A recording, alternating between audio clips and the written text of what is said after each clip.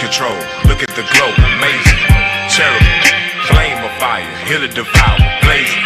Swing low, please save me from all the ones that hate me. The Israelites stay patient, returning home to our nation. Chariot, cruise control, look at the glow, amazing. Cherub, flame of fire, here to devour, blazing. Swing low, please save me from all the ones that hate me. The Israelites stay patient, returning home to our nation. Used to ride 85 in the box Chevy. Then my Bible came alive, scriptures knocking heavy. 215s, now it's 316s. But I'm talking about Habakkuk, man, cause you Christians crazy. All I do is think of Jude, Truth, 1989. Now all I see is troops, cause of 1969. Flames coming soon, all I see is turpentine. But I can barely see no evil, I'm legally blind. See no evil, fit no ego, love of money, root of evil. Humpback, eye of needle, crooked letters, spell I eat them. Neglect must, I never feed them. Thoroughbreds, I gotta breed them. Brilliant minds, I gotta free them. Some can't go, I gotta leave them. Extraterrestrial, pray I become celestial.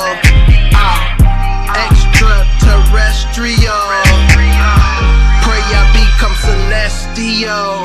Rizzle, Cherry, cruise control, look at the glow, amazing. Cherub, flame of fire, here to devour, blazing. Swing low, please save me from all the ones that hate me.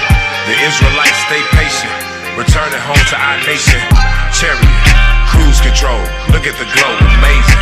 Cherub, flame of fire, here to devour, blazing. Swing low, please save me from all the ones that hate me. The Israelites stay patient, returning home to our nation. In the end, cut off the thief, I can't take it here. Forever dead and paying dividends. Reparation to Jerusalem for everything that they stole from there, and all the lies that they sold us here. Take me home, flying through the air. The speed of light is your first gift. The firmament about to crack it. Leviathan release the kraken. The angels here to get it cracking. I'm leaving it all, no packing. No lost wife, not looking backwards. Let my people go from their shackles. We beat the nations down to a fraction. And my God about action. Black as a cold, ruling the globe. This ain't new to my people. Yeah, my camp life is camp life. Yeah, we live this camp life. Yeah, it's do it down the ride, but it's camp life. This camp life. Yeah, we live this camp life. Yeah, we put our lives on the line, but it's camp life. This camp life. Yeah, we live this camp life. Yeah, we prophesy 365, but it's camp life. This camp life. Slanging our sword, yeah, we coming down your street. Spiritual war, bring that fire, gon' feel that heat. Squad up on them corners, can't be discreet with it. Shoot out scriptures like a gun, bullets, we speak with it. The word's God is our weapon, we get deep off in it. Combine the so-called Christians, wise of the devil, we killin'.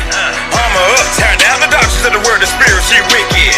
Posted up all day and night, gathering up the tribes of Israel. Step up to us, and you get this word. No, we don't fight, but feelings get hurt. We'll cut you up, slashing you with this word. Your spirit got cooked cause the scriptures you heard. We show you love, you think it's hate. If you don't repent, you might meet your fate. No, the Bible ain't up for debate. No sugarcoat, I'm telling you straight. We just a messenger. You try to shoot us down with the dark side, then you fail. Did you not know that nothing you do to the prophets of God, no, it won't prevail. Coming down strong on all of them coons. 144, we rising up soon. The other nation posted up with their goons. So what's about to happen next? Stay tuned. With this camp life, that's right.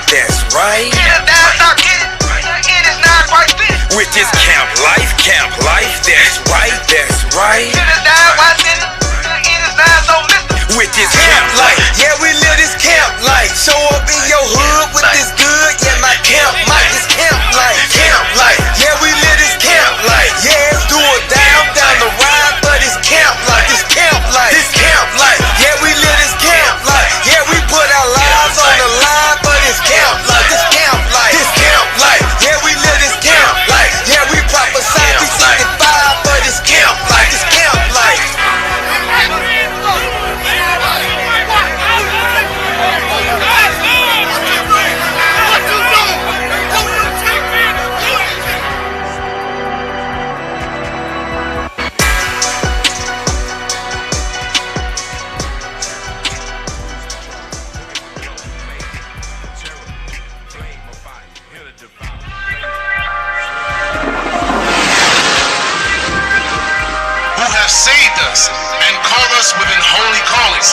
has saved us and called us with an holy calling. Some of y'all talking about you want a call from the mayor so you can go visit the mayor. You want a call from the president so you can go see Obama. Are you kidding me? You got the highest calling on earth. God is calling you. I had to push. Let's pray until something happens. In the meantime, I'ma keep God commandments. Glory to the Father, love for the Son. Hold fast to what I have until He comes. Push. I had to push. I had to push. Let's pray until something happens. In the meantime, I'ma keep God commandments. Push. Go ahead and accept the fate. Some of y'all gon' reprobate. Some of y'all just can't relate. Boxed in like a featherweight. The prophet's back here to dominate. Eat cold cuts on the Sabbath day. Restitution is right on time. You know the Most High, He ain't never late. 2/3 on the open fire, while the 1/3 seem lamb and steak. I drink wine from the true vine. Read the Bible twice, now I'm awake. The 12 tribes, yeah, we here to stay. That's the punchline till we get the gate. I'm reaching for the kingdom so hard, I damn near tore my shoulder blade. Deacon told me to hold the line like Spartacus, I ain't going away.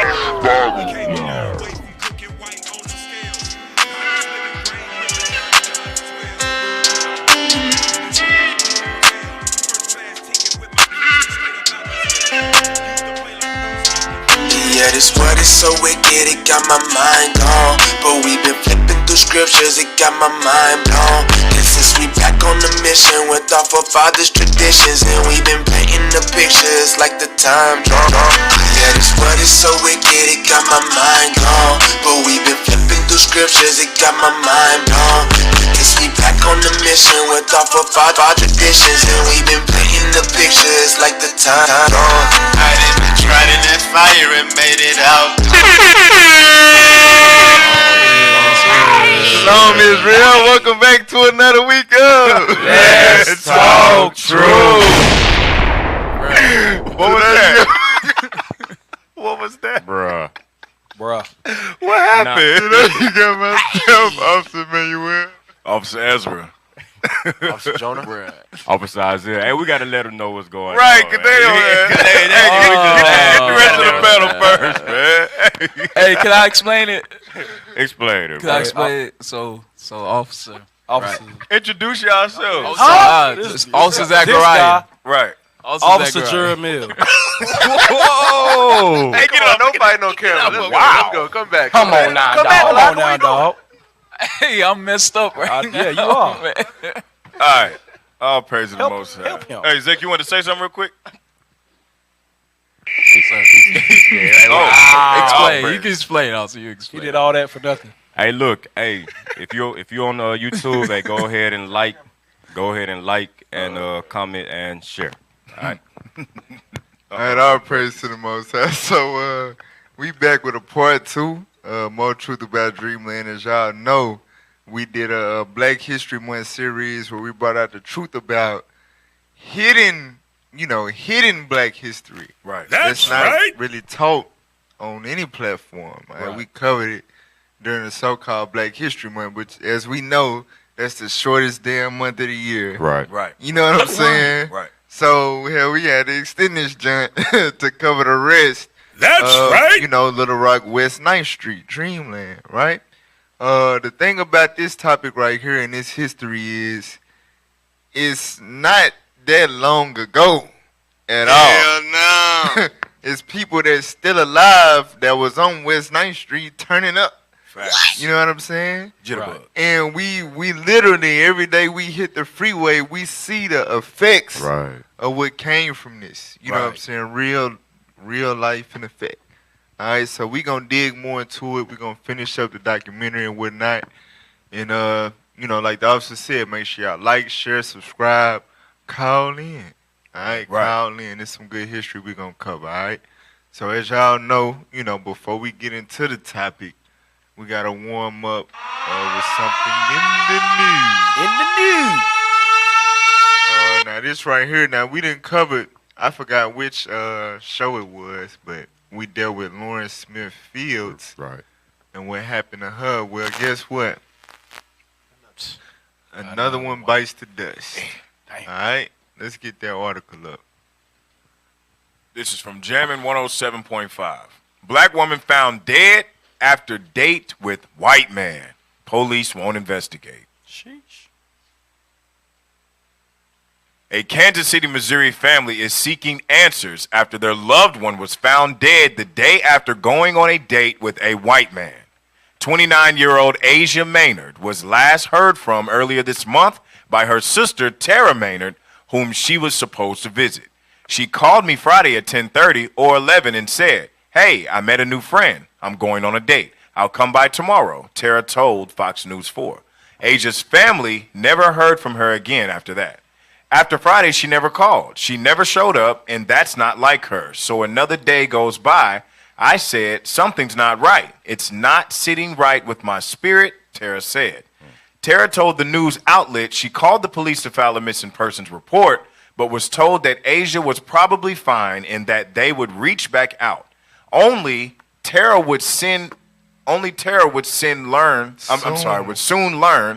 that the authorities. Don't read that one. It's bigger. I'm used to it. And Tara would soon learn that the authorities already knew about Asia's death and they were never contacted. So there's the same exact thing that happened with Lawrence Smith Fields. Right. Come on now, dog. They knew it was a body. They didn't even let the family know. Wow. What the hell? Keep going. Saturday morning, they found my sister deceased, Tara said. The family said the man she'd gone on a date with called police to report that she had died. The same damn thing. She just died. Wow.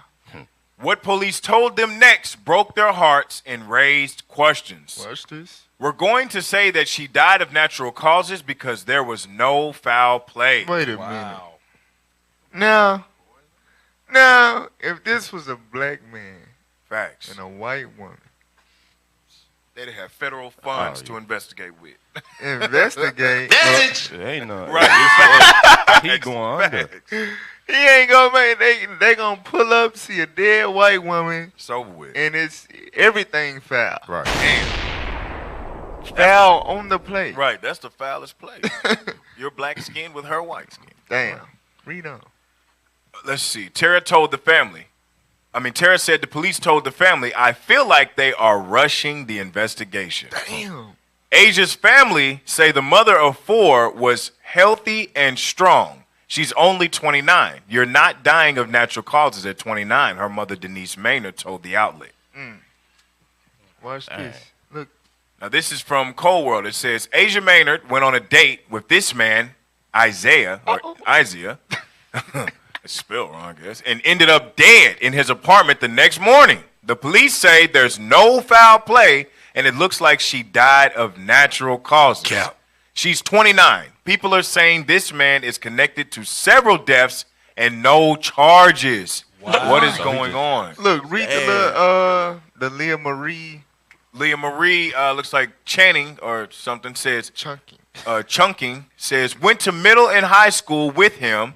He's responsible for 7 fentanyl overdoses that have been swept under the rug just in the last year. Wow. Come on now, dog. Isaiah James Crown is his name. I hope he takes his L soon before somebody else has to die. Rest in peace.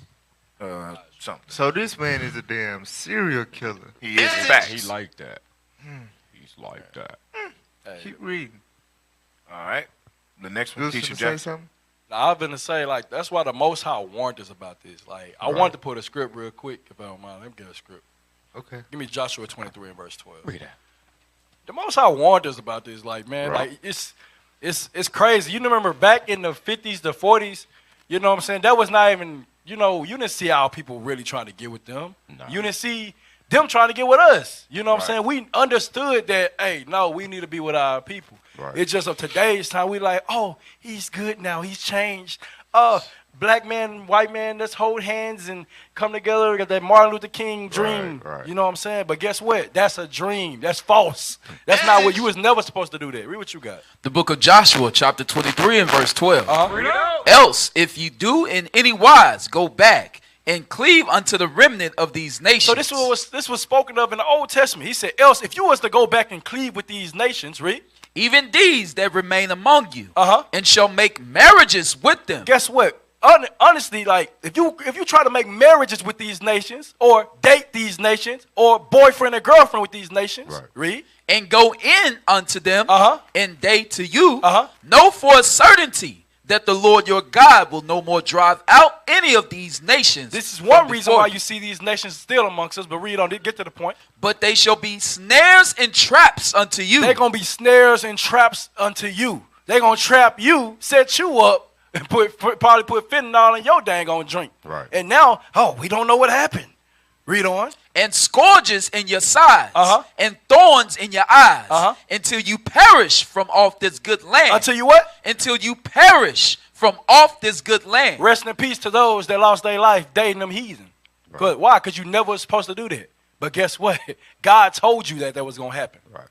Hey, the sad thing about it is people think the Lord is gonna come down and whisper and talk to you in your ear. You know what I'm saying? No, he communicates by sending disasters or killings and stuff like that on the earth. So these things they're gonna continue to happen over and over to be examples because people breaking the commandments. You see what I'm saying? So it's crazy because people really don't understand yet. The scripture that he just pulled is perfect. We're not supposed to be laying down with the heathens. A sister is not supposed to be laying down with a so-called white man. The white man is not supposed to be laying down. Hey, man, where y'all at, man? A so-called black man is not supposed to be laying down with a heathen sister. Hell no. So let's get back to the commandments, all right? Read the rest of the article. Scroll up, y'all. Or down.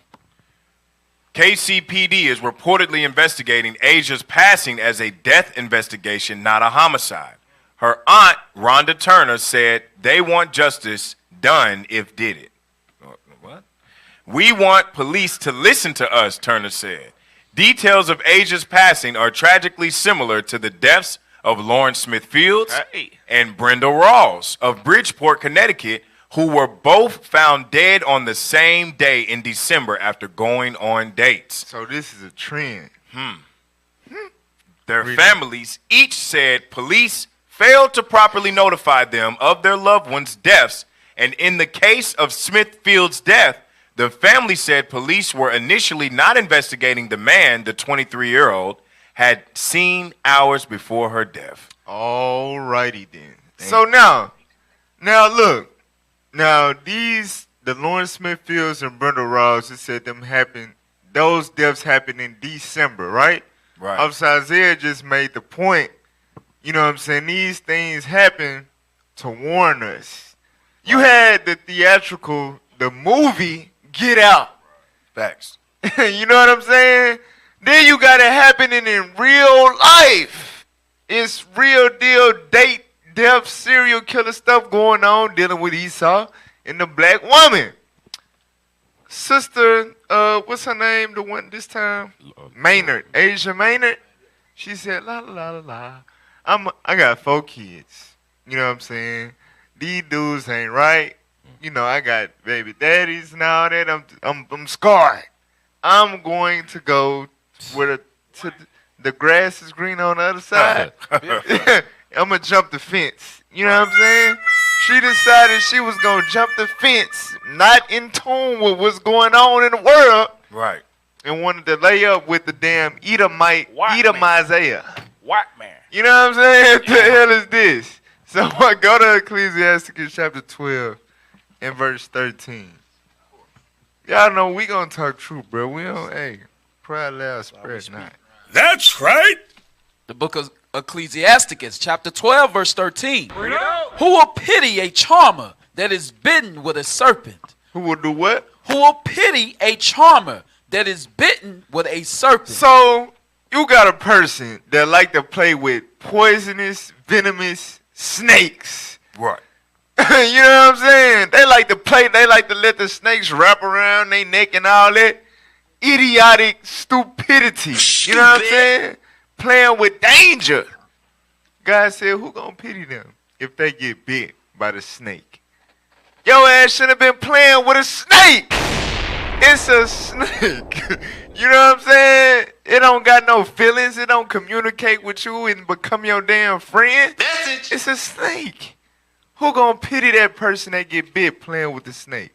Read on. Or any such as come nigh wild beast. Or you come near wild beasts. You playing with animals that the Lord said they teeth is made for vengeance. You know what I'm saying? Right. They teeth is made to kill. For real. You playing with wild beasts.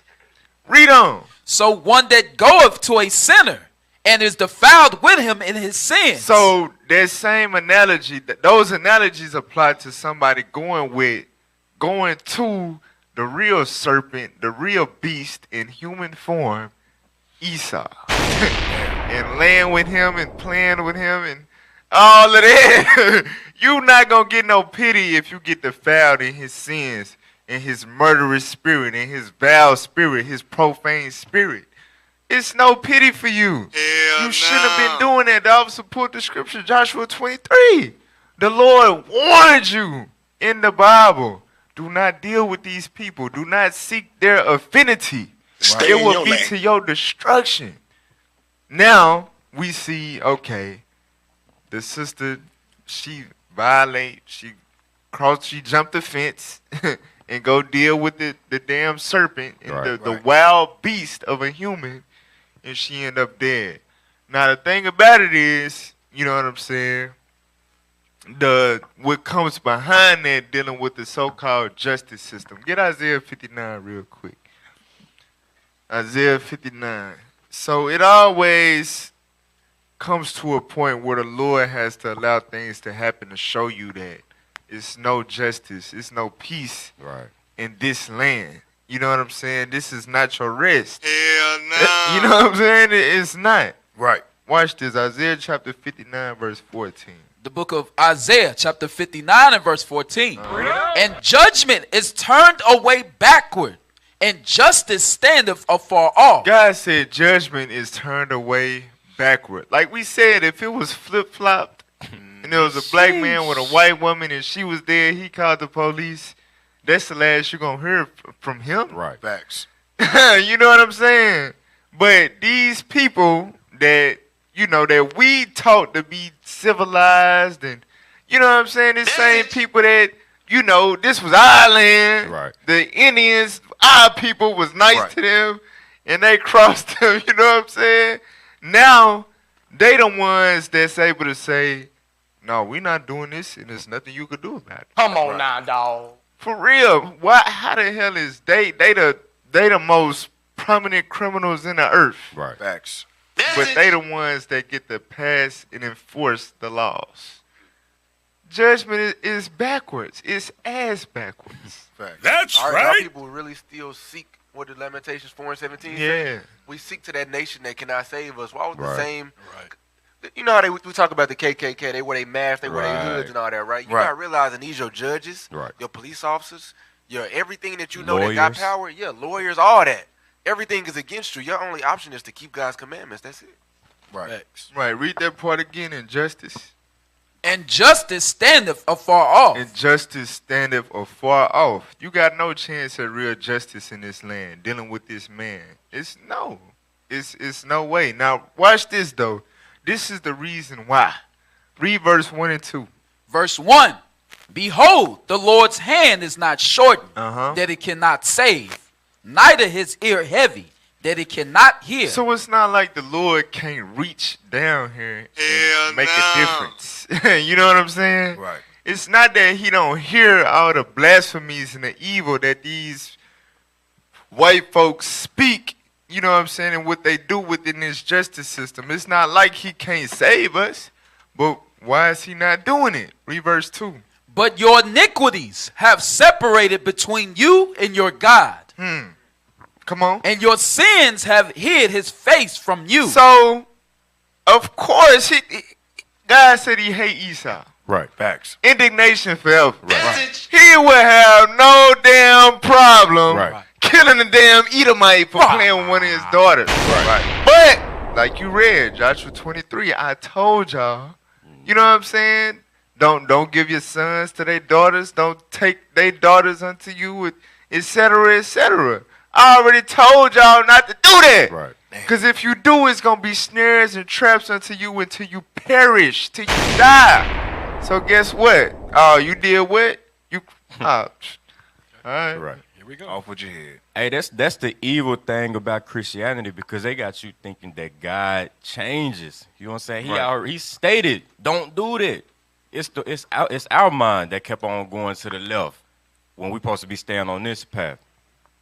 Yeah, when they told us God was love, we thought that meant God loves everybody and we can love everybody. Come on, man. Yeah, stop Don't loving read your on that Bible, damn man. wild beast and that serpent. For real, he gonna bite you, he gonna slay you, he gonna kill you, and then say, they just died. I mean, and you gotta accept that. And that show you, Move on. that show you we not that far removed from the 1950s and 60s and 40s, like Officer said. These the same exact things.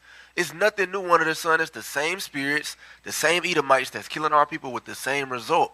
Until we keep God's commandments, it's gonna continue to happen. Hey, they really did like a spell on our mind, cause like it never went away. They hatred, you know what I'm saying, against us to kill us and murder us and all, lock us up and all it. When did it ever go away? Right. Never did. Like, when did they ever stop being evil towards our people? When? Never. When? What type of Jedi mind trick they done did to the damn earth? Yeah, you got Christianity. You on point, officer, because you think about it. Because, you know, in the 50s, they was hanging us. In the 60s, they still was secretly hanging us. Right. In the 70s, they was, you know, we had the Black Power movement that was going against us. In the 80s, they brought the crack to the community. In the 90s, they was whooping on freaking, what's his name? Rodney King. Rodney King, whooping our tail in the streets. So, it never was a time where they just said, oh, we love you. We love you. All praise to the Most High God. So, look, we finna take a quick break real quick, and then we're going to jump back into the topic, more truth about Dreamland, Little Rock's Black Wall Street. Yes, all right? So don't go nowhere. This is Let's Talk Truth. Shalom, Israel. My name is Sister Zakaya from IUIC Cincinnati Camp, and I am here because I have a special announcement for you. It is almost that time again. Passover 2022, it is right around the corner. I am excited. I hope you are too. The dates are from March 31st through April the 4th. That's March 31st through April the 4th. So make sure you mark your calendars. This year's colors are brown and gold. And make sure you visit originalroyalty.com to get your official garments. One more thing, Israel. Registration details will be available soon. Do not neglect to register. Make haste. And remember, never give up, never give in. Shalom.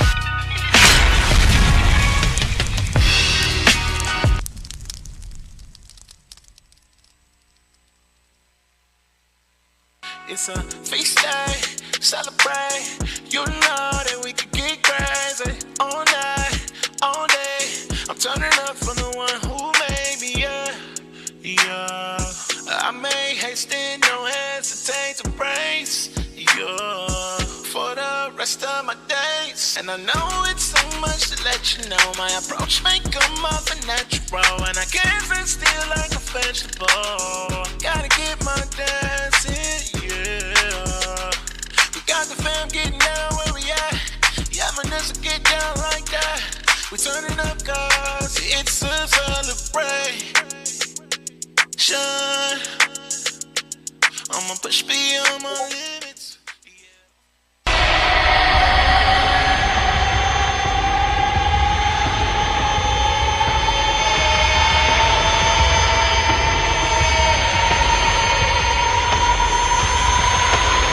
The Messiah is a savior and a conqueror.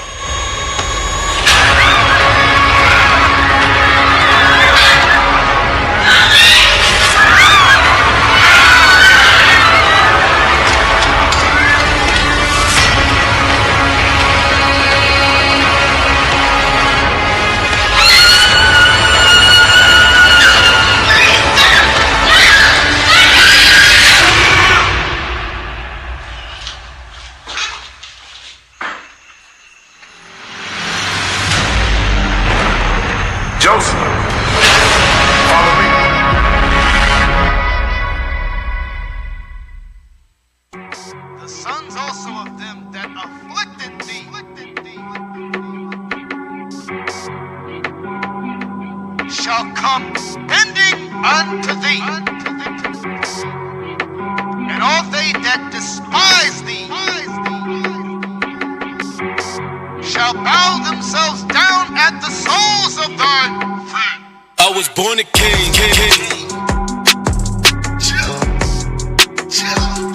I was born a king. It took a little more to get me out the way. I was born a king.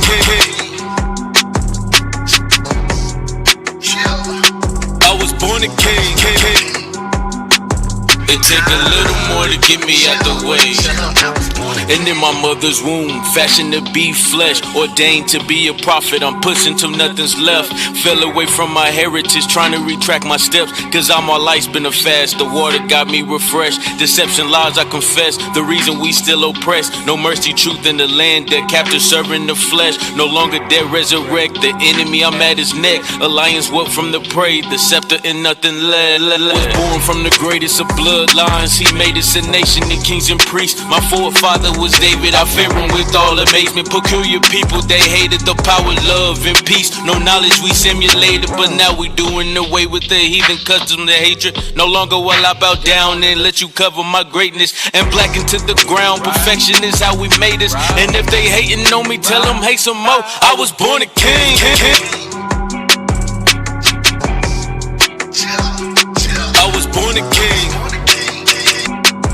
It take a little more to get me out the way. I was born a king.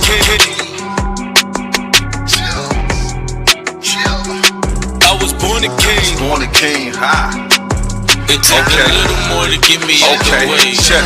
Evicted from holy status, Jerusalem spewed us out. The most out back at the crib, now these heathens wearing us out. 9 to 5 is the cycle, we rest to worship the sun. Castrated the sons of God, now the women up in the front. But we back in our rightful office, them prophets preaching the war. Let pocket pack full of preachers, right hand swinging that sword. We passes into these nations, they say we not human beings. I endure till I wear that crown, cause I'm royal, no not the dream. I was born a king. Why take an L like the YOLO letters? You should bend the knee where the rugby polo sweater. This is how it go though. Just do what you told forever. Disrespect a no-no. Can't say you don't know no better. I was born a king, bull in a net, not no sight, but everything you see we gon' possess. That gets me hyper. Our Secret Service be 100 million snipers for you brutal vipers. Go fix your face and change some royal diapers. Read it and weep. You mourning, weak in the knees. I'm yawning. We was asleep. Good morning. Featuring me and the sheep. It's okay. We was to pray. Now we just pray for the return, for the display. Maybe a month or a week and a day. Keeping it funky, keeping it faith. 244 and Dan, you be about all that y'all can handle. Christ the Son, come let him tan you. It's gonna take all of the energy you channel. All the Avengers and they ammo and snaps from Thanos to get me out the way. Cause famo, I was born a king.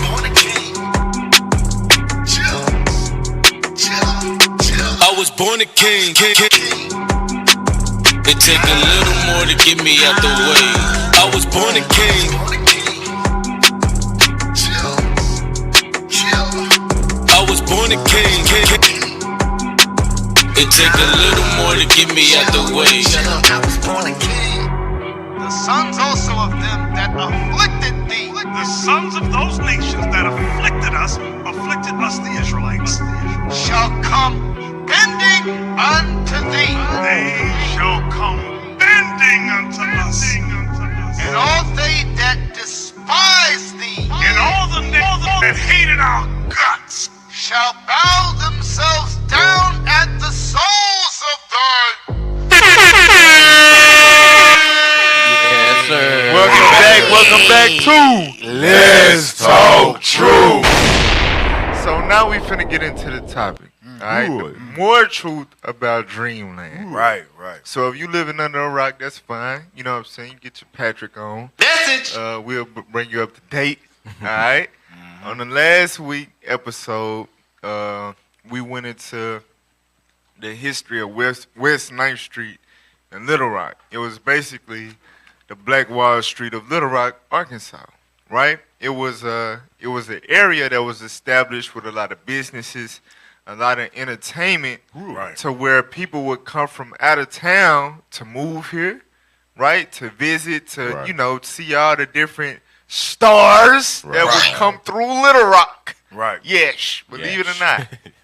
So with that being said, with that with them being in the central area of the city, right, and it's predominantly black, and they're successful, and they're bringing in all this revenue from out of town, the so-called white man that's in control of the government feared that through the success of West 9th Street, eventually black people will become more economically powerful in the city of Little Rock. Right. So they got with the federal government.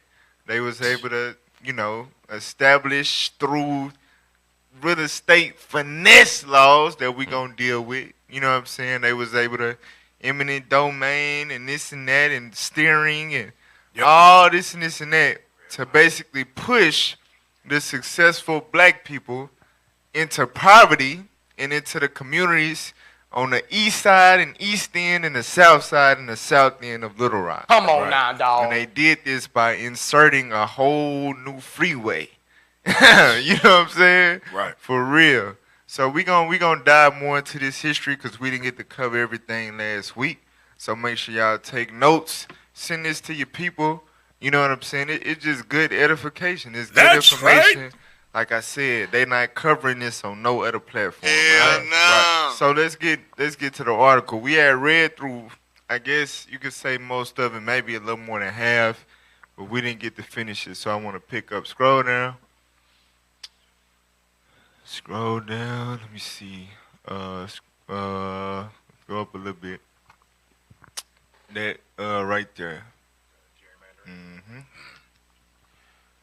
It says. So this is encyclopedia. Go ahead. This is the Cow's Encyclopedia of Arkansas.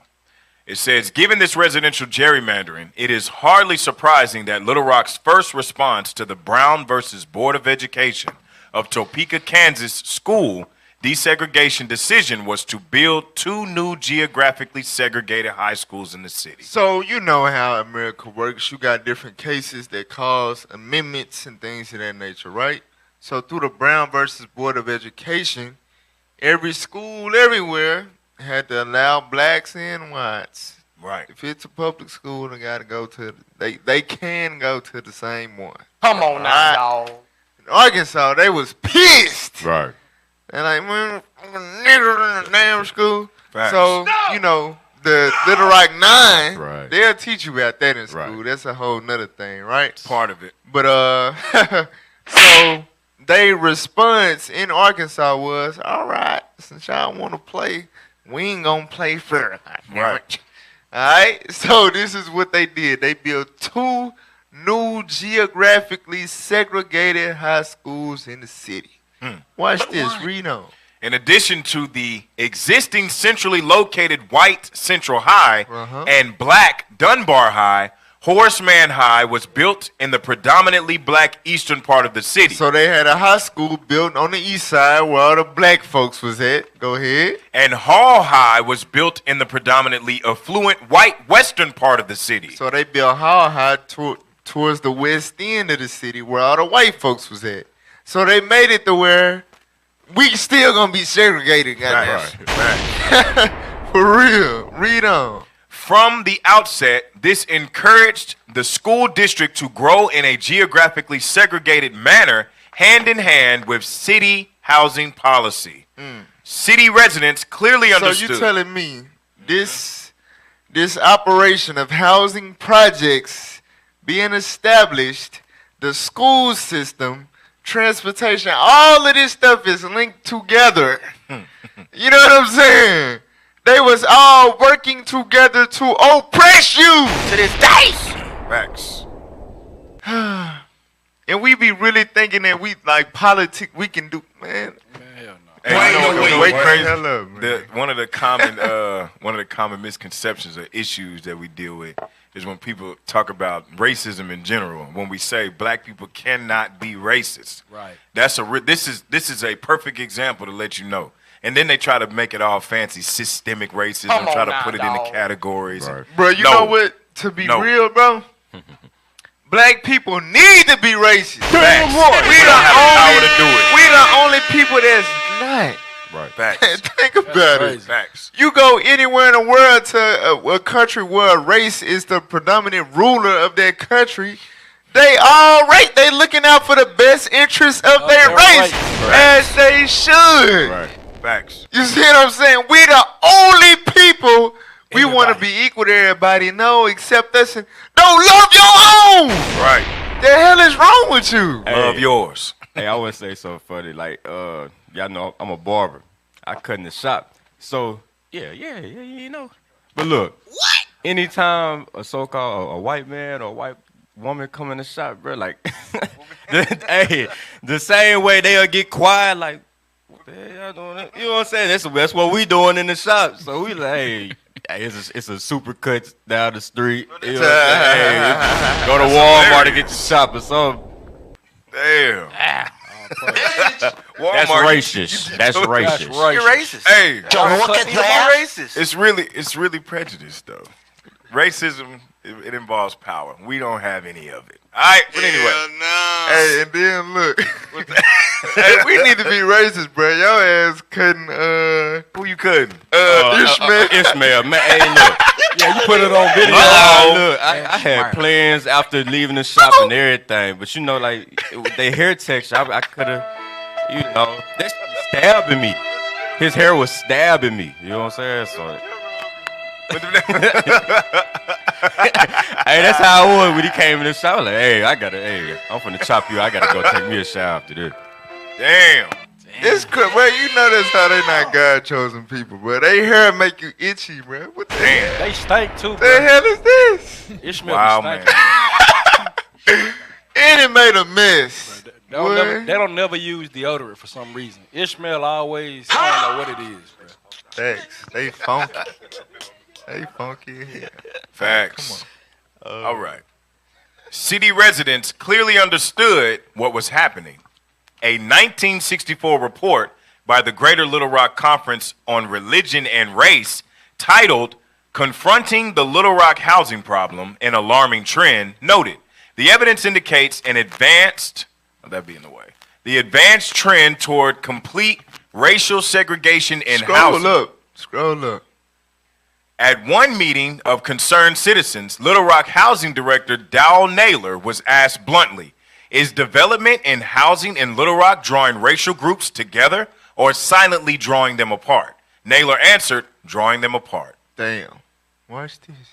Private sector practices bolstered public policy in creating a geographically segregated city. So what this paragraph going into is the real estate aspect, right? And I want to do a radio show called Racism in Real Estate. Lord's willing, I can get some guests, you know, but you know, my folks probably be scared. You know, Monica ain't finna, Right.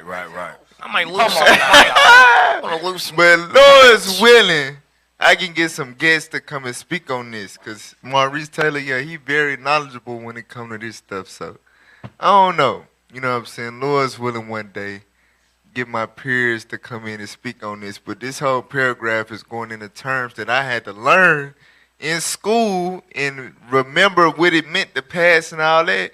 But they never brought up how it was done right here at home every last term. Every last one they did right here in Little Rock. Right. Watch this, read. Restrictive covenants were placed in property contracts to prevent resale to blacks. Which is legal. Right now, they passed the bill to where they can't enforce it, but it's neighborhoods right now, it's still in the covenant. No black people can be a resident in this neighborhood. Damn. It's still in the to this day.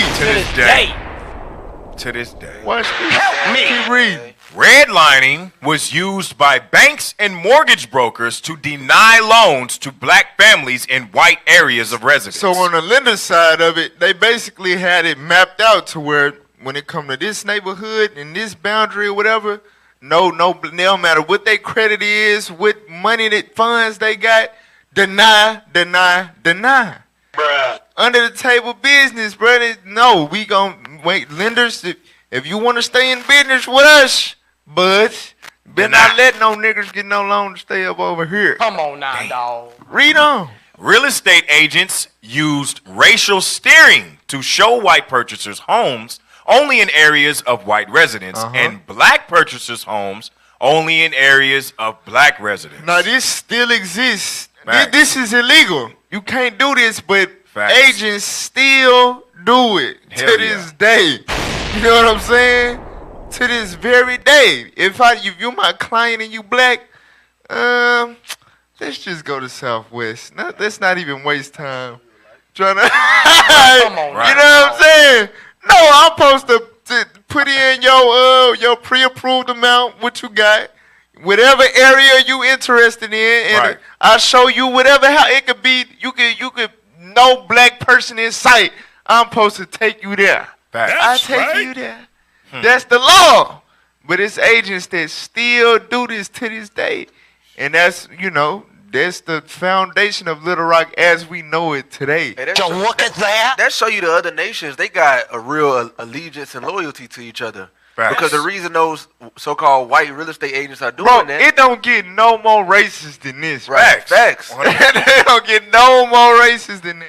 The Bible, can I get a scripture real quick? Get Zephaniah 2. The scriptures tell you that the other nations are going to be racist towards you. They not going to want to be around you. They not going to want to look at you, eat at the same table as you. The only reason they doing any of that stuff now is because they've been quote-unquote forced. But they still not doing it. That's why you think at your church there ain't no white people in there. You got the white church over here, the black church over here. Facts. The black housing over here, the white apartment. Even white people got apartment complexes too. But they stay in the nice ones and you stay in Westlake. What? Why? Because the scripture says this. Read. The book of Zephaniah, chapter 2 and verse 1. Gather yourselves together. That's why God said we have to gather together. But why is it that in the hood, on Sunnyside, in the projects, and Willow Bend, wherever we at, when we are together, we doing evil? We supposed to come together in the laws of God and do the right thing. Why? Read. Yea, gather together, O nation, not desire. O nation, not desire, meaning what? The other nations hate you. They tell you that every day. We proving it with the article. We are the nation, not desire, meaning what? We are the Israelites. The Bible is the true book. Right. That bring me to the point, like, the mindset that we had as a nation of people at that time. You got to think about it. We was literally marching to freaking had the same water fountain. Come on them, now, bro. Dog. Like, whenever, in all actuality, we greater than them, In fact, I get a script. Give me 2 Corinthians 6 and 17. Hey, those marchers are still alive. Right. Like, this is crazy. We still, like, bro, forget them. How about let's build up our people? Let's worry about our community. Let's forget what they talking. That's how we gotta be, and that's how it was always established from the beginning. That's right. Certain things, you gotta just bump your head. You know what I'm saying? To realize, like, cause you gotta think in their mindset, they like, we done been here all these generations. We didn't put in all this work for America. Right. You know what I'm saying? You just said I was free. Now, if I'm, traveling or whatever, and it's only a white store in town, I want to be able to get some I want to be able to dine. Right. Yeah. You know what I'm saying? I got to go 5 extra miles to a black one. I want to be able to eat at the white one. So the black people, they built up an audacity. They went to the war. You know what I'm saying? They fought. They like, man, we earned the right to be accepted by the whites. Damn. Not knowing that. Bars. Like, that ain't the light. You know what I'm saying? That is not the way to go. Like, build more black stuff. Exactly. So you can stay the hell up. But we had to go through it to see, all right, we going to let you in these white restaurants and the white this and the white that, and we still going to get the hell away from your black ass. Damn. You still going to be oppressed. And you going to lose all the black businesses that you had trying to get into the white ones, you know what I'm saying? For real, major L's, major. And that's exactly what happened. And I'm sorry to cut you off, but like the thing they always, because yes, these, the millennial monsters and all of that. Right. We know the generations is getting worse as far as behavior, but understand accountability got to be taken. Them generations, the Martin Luther King generation, failed the next one, which got on drugs, because they had to deal with the aftermath of seeing this dream is actually a nightmare. So then that next generation, the 90s and now, they just wanted to get their damn freak on. You know what I'm saying? Because it wasn't nothing better to do. Ain't no more businesses. We all on parents on drugs and all that. You know what I'm saying? Then the next generation, hell, that's us. You know what I'm saying? We lost. We caught up in so we done forgot all of this history that happened not too damn long ago. So we blind. We thinking the world supposed to be this and this and that. We not knowing we entering into a system that we completely ignorant of. Right. And we falling right into where the oppressor want us to be. The whole time we not even thinking that there's an oppressor. Hell no. You know what I'm saying? For real. All of this trickle down to us being let down by, you know, the generations ahead of it that actually had establishments. They was on a path to really slick liberate black people in the sense that we would have our own if we remain segregated. It's crazy, bro. Go ahead. Oh, praise. Hey, God, give me that script, 2 Corinthians. Yes, sir. The book of 2 Corinthians, chapter 6, verse 17. Read. Wherefore, come out from among them, and be ye separate. So the Bible says we got to come from among them and be separate. Like what Officer Brun got earlier, we got to come together as a nation of people. We got to come together on one mind, gather ourselves together. Because we ain't desired by the so-called Arabs, the Chinese, the so-called the white man. We ain't desired by them. We got to come together as a nation of people and be ye separate from them, Reed. Saith the Lord, and touch not the unclean and don't be worried about they stuff. We come with our own products. We got our own businesses. You know what I'm saying? If we ain't got no business in that area, hey, let's go get one. Let's establish. Hey, let's put our loans together. Let's go get a loan from a black man, if we're possible, and then try to start your own business. I'm telling you, this is what we gotta do, man. We gotta gather ourselves together. You know what though? It's crazy because like when we cover topics like this, you know what I'm saying? It's like so much you want to say. It's all jumbled up in your brain. You want to get it all out, but like you said something and you said, why don't we come together? Listen, we're not going to. The only way, way is if you come back to the Bible. Right. Because everything that we need to know in order to be able to establish anything is in the Bible. Right. You got to know who you are. You ain't going to know that unless you read the Bible. It's all in the Bible. Basic scripture real quick, Hosea 4:6. You know, but it's all, I'm like, damn, this and that. And then I'm thinking about this, right? We always want what we don't have, and we always see like the value and the glory in stupid, lesser crap.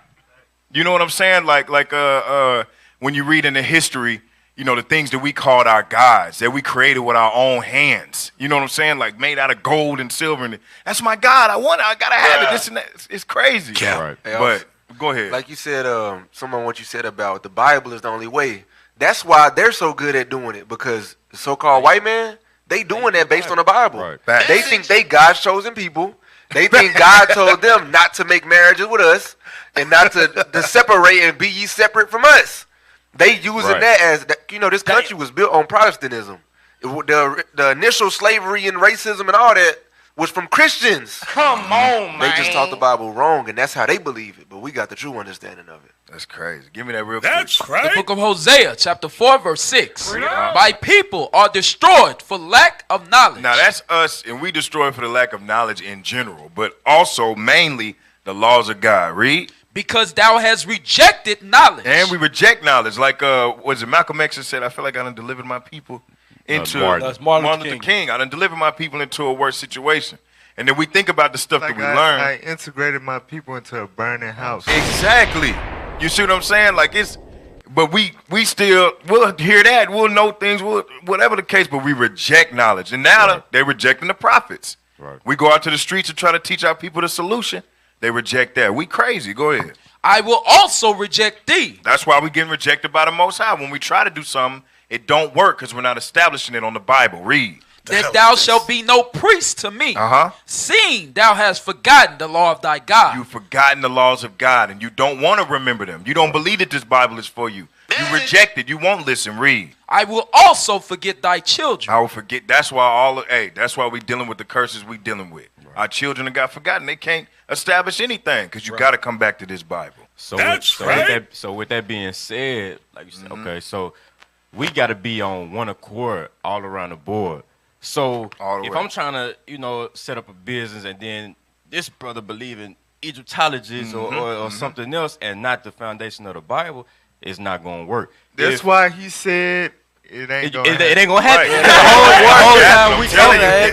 The whole time we talk, I'm constantly thinking about 2/3. You know what I'm saying? Like, it's barbershop talk. Like, we got to come together. Right. Exactly. It's not But you want to work on Saturday. You Exactly. That's the problem. That's the day you get the most money. Okay, we don't get money if you, bro. You can work Sunday through Friday. We can change the narrative of all that. Saturday won't be the day you can make the most money. We stick together and change the narrative. Right. And that's why you got to come back to your heritage. That's what it all boils down to. Just come back to your heritage. Right. Hey, go to Jeremiah 29 real quick. But now, what you said about that Martin Luther King quote made me think about something. It go back to what I said about, black people, they had to see that the grass wasn't greener on the other side. Right. But the consequences of that was so hefty, it's generational. It ain't no recuperating from it. But Martin Luther King, that's what he said. I fear that I integrated my people into a burning house. So you got to think, him being the man that stated the Bible, like, he know the judgment for that, leading your people to the slaughter. That's basically what he said. Right. He the Zechariah, the shepherds that led the flock to the damn slaughter. Right. He literally saying he is the pastor, the shepherd that's spoken of in Jeremiah 23 and Ezekiel 34. He literally confessing. Facts. I had a dream, but it wasn't of the Lord. Damn. That's what he said. It is what he said. Read Jeremiah 29 and 4. I just want to show the listeners and the people that's viewing that what we was doing when we got emancipated or whatever was biblical. The fact that we went astray from it is non-biblical. I'm finna show y'all that. Read that real quick. Jeremiah chapter 29 verse 4. Uh-huh. Thus saith the Lord of hosts, the God of Israel, unto all that I carried away captives. Unto what? Unto all that I carried away captives. Was not the Israelites carried away captive? Was not the black people? Because all right, whatever. Right. So let's just take the Bible how you take it as a Gentile. I just read it as what applies to me, whatever, right? So your people was carried away captive. Facts. This is what God said to a people that was carried away captive. Read on. Whom I have caused to be carried away from Jerusalem unto Babylon. Right, from the west coast of Africa to America. Come on. Build ye houses and dwell in them. Build ye houses. Do what? Build ye houses. No, move into their housing projects that they have for you. Build ye houses. Do what? Build ye houses. Build your own damn houses. In captivity. Right. Establish your own community. That's right. Stop trying to go and be with them salt and pepper head ass. Right. No. That is not biblical. God said, build ye houses. Come on. And dwell in them. And do what? And dwell in them. Come on. And plant gardens. Do what? And plant gardens. No, try to apply for they plants. And plant gardens. And you want to work at the white man plant. And plant gardens. God said, no, plant your own garden. Feed yourself. Come together and work in captivity. Right. Gather together, have your own resources. And that's what we did. We understood when we got emancipated. We had to get it out the mud. That's right. That was the best thing for us. Because that's what God know that we capable of. That's what he told us to do. Yeah, you carried away captive. You in another land. Hey, get it out the mud. Right. Get it out the mud and read on.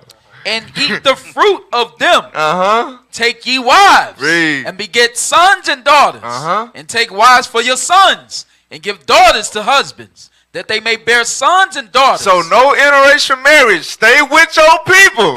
Don't go deal with the white girl. Don't go deal with the white boys. Deal with your people. Read on. That ye may be increased there. That ye may be what? That ye may be increased there. So God said if we followed these guidelines, we would be increased there. And that's what the white man feared. We was establishing what we did with Dreamland, with the West 9th Street. Right? God said you come together and you thrive on your own, you will increase there. Read on. And not diminish. And not diminish. So think about it, right? You look, okay, Martin Luther King had a dream. Desegregation. You know what I'm saying? Instead of building our own houses, now we get put in their projects that they built and just allowed to be just run down. You know what I'm saying? Now we in ghettos and hoods and we killing each other and it's drugs and gangs and guess what? We diminishing. You understand that? Yep. Like, y'all don't understand how deep this stuff go when our people, man, that's why we diminishing. Ultimately, because we have not followed the word of God. Right. Be ye separate. Right. Build ye houses. That's right. In captivity. Don't intermingle with your captors. But we just desire to have a bond in a relationship with the people that enslaved us so bad, not knowing they the damn serpent. They only toxicity to you. You know what I'm saying? Right. They only venomous to you. You deal with them, you gonna fall. Help me. All right, let's go back to the article. Bring it out. All right. Let's see where we were. Racial steering in a maneuver. In a maneuver known as blockbusting. So this is another one. Go ahead. Real estate agents sometimes deliberately moved black families into centrally located white blocks of residence. Right. So what this would do was, in order to shift, you know what I'm saying, the neighborhoods, how they wanted it to be, they would move black people there. So to what's the word? Induce white flight. Mm-hmm. Right? Facts. That's what blockbusting was about. Go ahead. Whites moving out were sold more expensive homes in the growing Little Rock western suburbs. Right, so the whites that's moving out of these central Little Rock areas, they get to move into the nice suburban homes out west. Now watch this though, read on. While blacks paid high prices for the limited housing stock left available to them. But them same white folks that was moving out west, they got to list their homes at whatever price they wanted to. And black people had to pay it. You know what I'm saying? Damn. So them houses that you see with us in the hood and all that, they was one. Now they worth 30 bands. Right. Back then, they was the high commodity property. You know what I'm saying? We paid a lot. That's why we don't own a lot of them, because we had to sell them out to investors and all of that because we couldn't afford to pay it. Now they rent it. We've been living in these houses for generations and generations, still renting. Right. Hey, I might have misheard. Didn't you just say something like they made their own prices? Yes. So okay. With that being said, I was talking to a few of the clients. You know, I got clients from the E or whatever. Yeah. And I was like, bro, do you know what they finna do with y'all neighborhood? They're like, yeah, we see it, but they gonna have to pay for that. I'm like, bro, it's the government you talking about. They make the law. They make the rule. They gonna make their own price. What you mean they gonna have to pay for it? Right. They gonna And then on top of that, and this is what happened too over there. You got the only term that they really left out of that paragraph was eminent domain. Mm-hmm. So if the government say we building an airport right here, guess what? Your ass gotta go. Right. Exactly. They say, all right, we'll give you whatever. You gonna take it or leave it. Right. Real talk. Right. That's hey. I mean, if you own a house, it'd be like, hey, I want to make Amazon plant right here. All of y'all gonna have to go. Exactly. Facts. Keep reading. Scroll it up a little bit, y'all. Meanwhile, efforts by black families to move into white areas were resisted. In September 1965, attorney John Walker purchased a home in the all-white Broadmoor Addition in Western Little Rock. Watch this, y'all. A can of paint was hurled through his front window. What that like what happened on the show Them? Yep. And his shrubbery was set on fire even before his family moved in. So in 1965, in the heat of the civil rights movement and all that, he thought he was going to dwell amongst the white folks. He had some money. I want to dwell over here with the white people, right? Watch this. Read on. After they moved in, white neighbors ostracized them. Damn. As one resident put it, as one resident put it, the policy in Broadmoor is to ignore the walkers. If no one says anything to them, I think it will be only a matter of time before they move somewhere else. In other words, you niggers not welcome here. Damn. Message. Real talk. So they literally in a neighborhood full of people that's not their damn neighbor. Right. But now in Christianity, love your neighbor. Love the white man, he's your neighbor. But when we tried to be in their neighborhood, right. Shit, nigga, you ain't my damn neighbor. Right. Real talk. Read on. The resident was right. Mm-hmm. Walker moved north to the University Park development not long after. The University Park area was one of the rare instances in which middle-class blacks were able, through a concerted effort, to preserve a black presence in Western Little Rock. So guess what? Through Walker doing that and them fighting to be over there in University Park, y'all know what that is, right? 12th Street. So what they do? They build Highland Park over there, the projects. Yeah. Now you go over to that same area, it's the hood now. Right. We fought so hard to get over there to that west side for it to now be one of the most dangerous neighborhoods in the city. Message. You know what? I gotta say. We just filled up 20 trash bags in 2 hours over there by University Park. Right. You can't make this up. Hell no. Hey, you know it's crazy. Walker, you slow. Cause I'm gonna. Never mind. Stupid. It just throws me off. Like you said it was in the heat of the damn civil rights movement, and dude decided I'm finna go over here and stay on the white side of town. Like our people slow as hell. That's what I was getting at earlier. It's We that just slow as entitlement. hell. Like I got money too. Hell, I ain't gotta stay over here. I ain't gotta go to the east side. I'm what I want to do. You hear me? Damn. It's that pride, bruh. We are very, very prideful people. Facts. We do things. We make life decisions based off us just wanting to prove somebody wrong. Right. We don't even really just want to do it. Hell no. We just want to prove a nigga wrong. You know what I'm saying? Told you I could do it. Damn.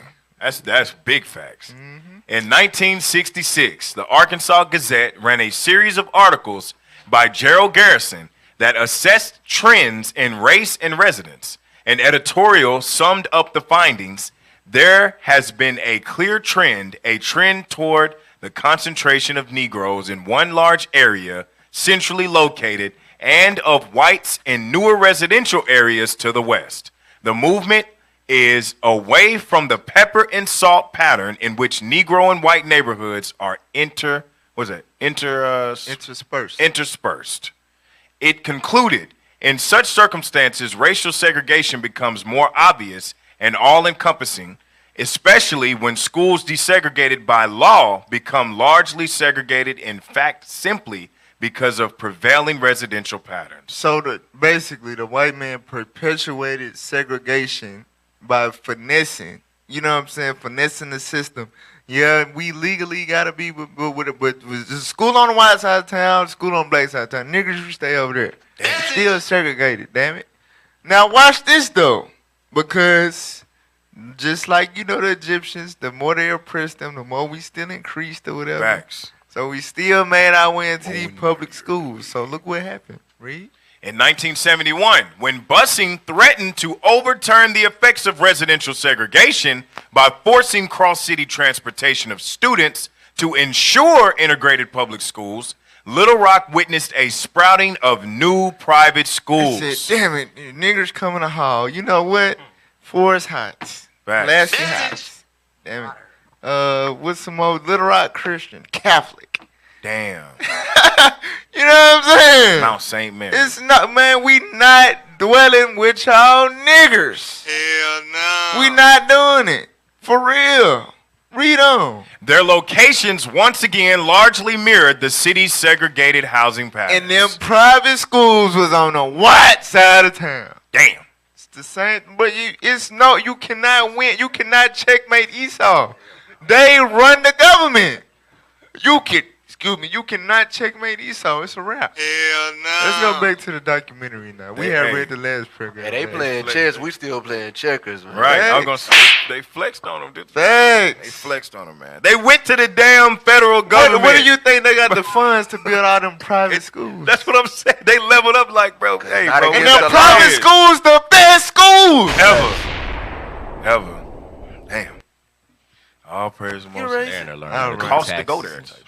Y'all remember where we left off at? I know it was after the right here, right there. All right, let's go.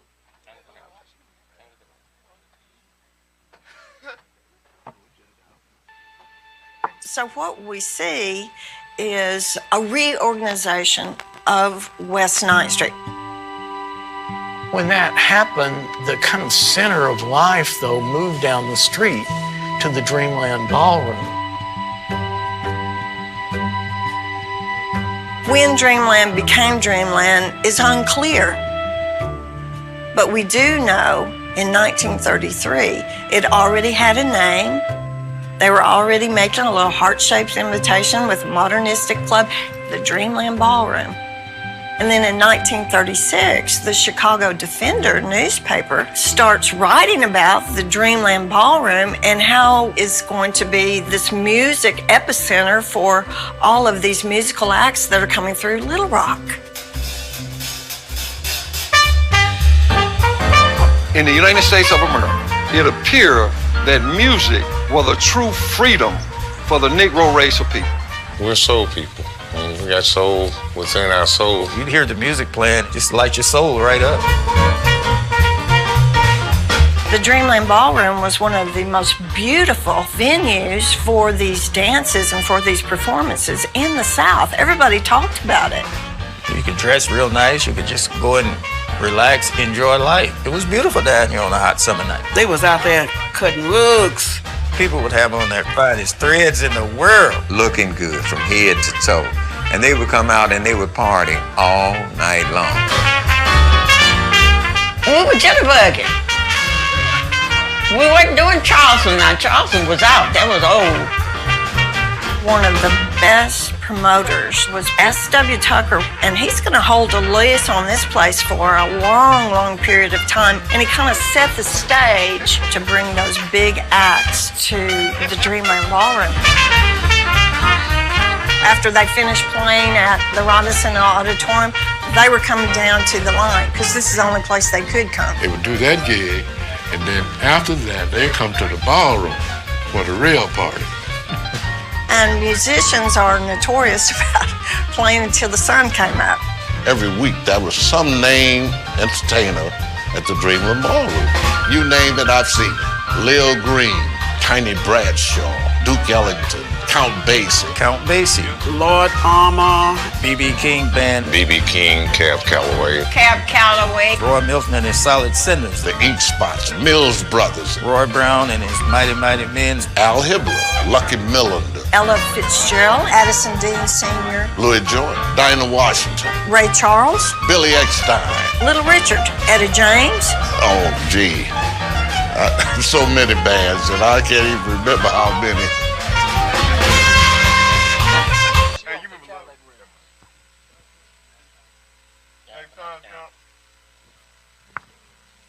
We're going to the next time. Hey, if you're on YouTube, still make sure that you like it and share it.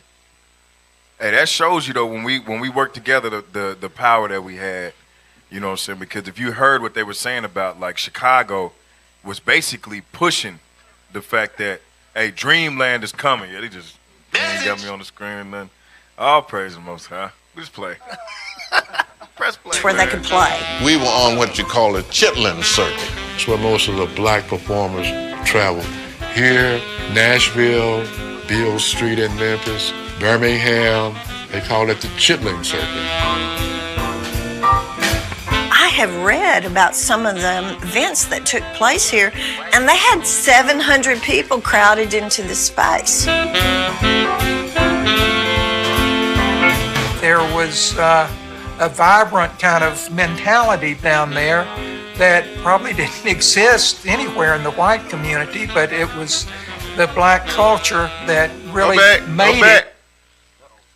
Go back a little bit. Listen to what this cracker say.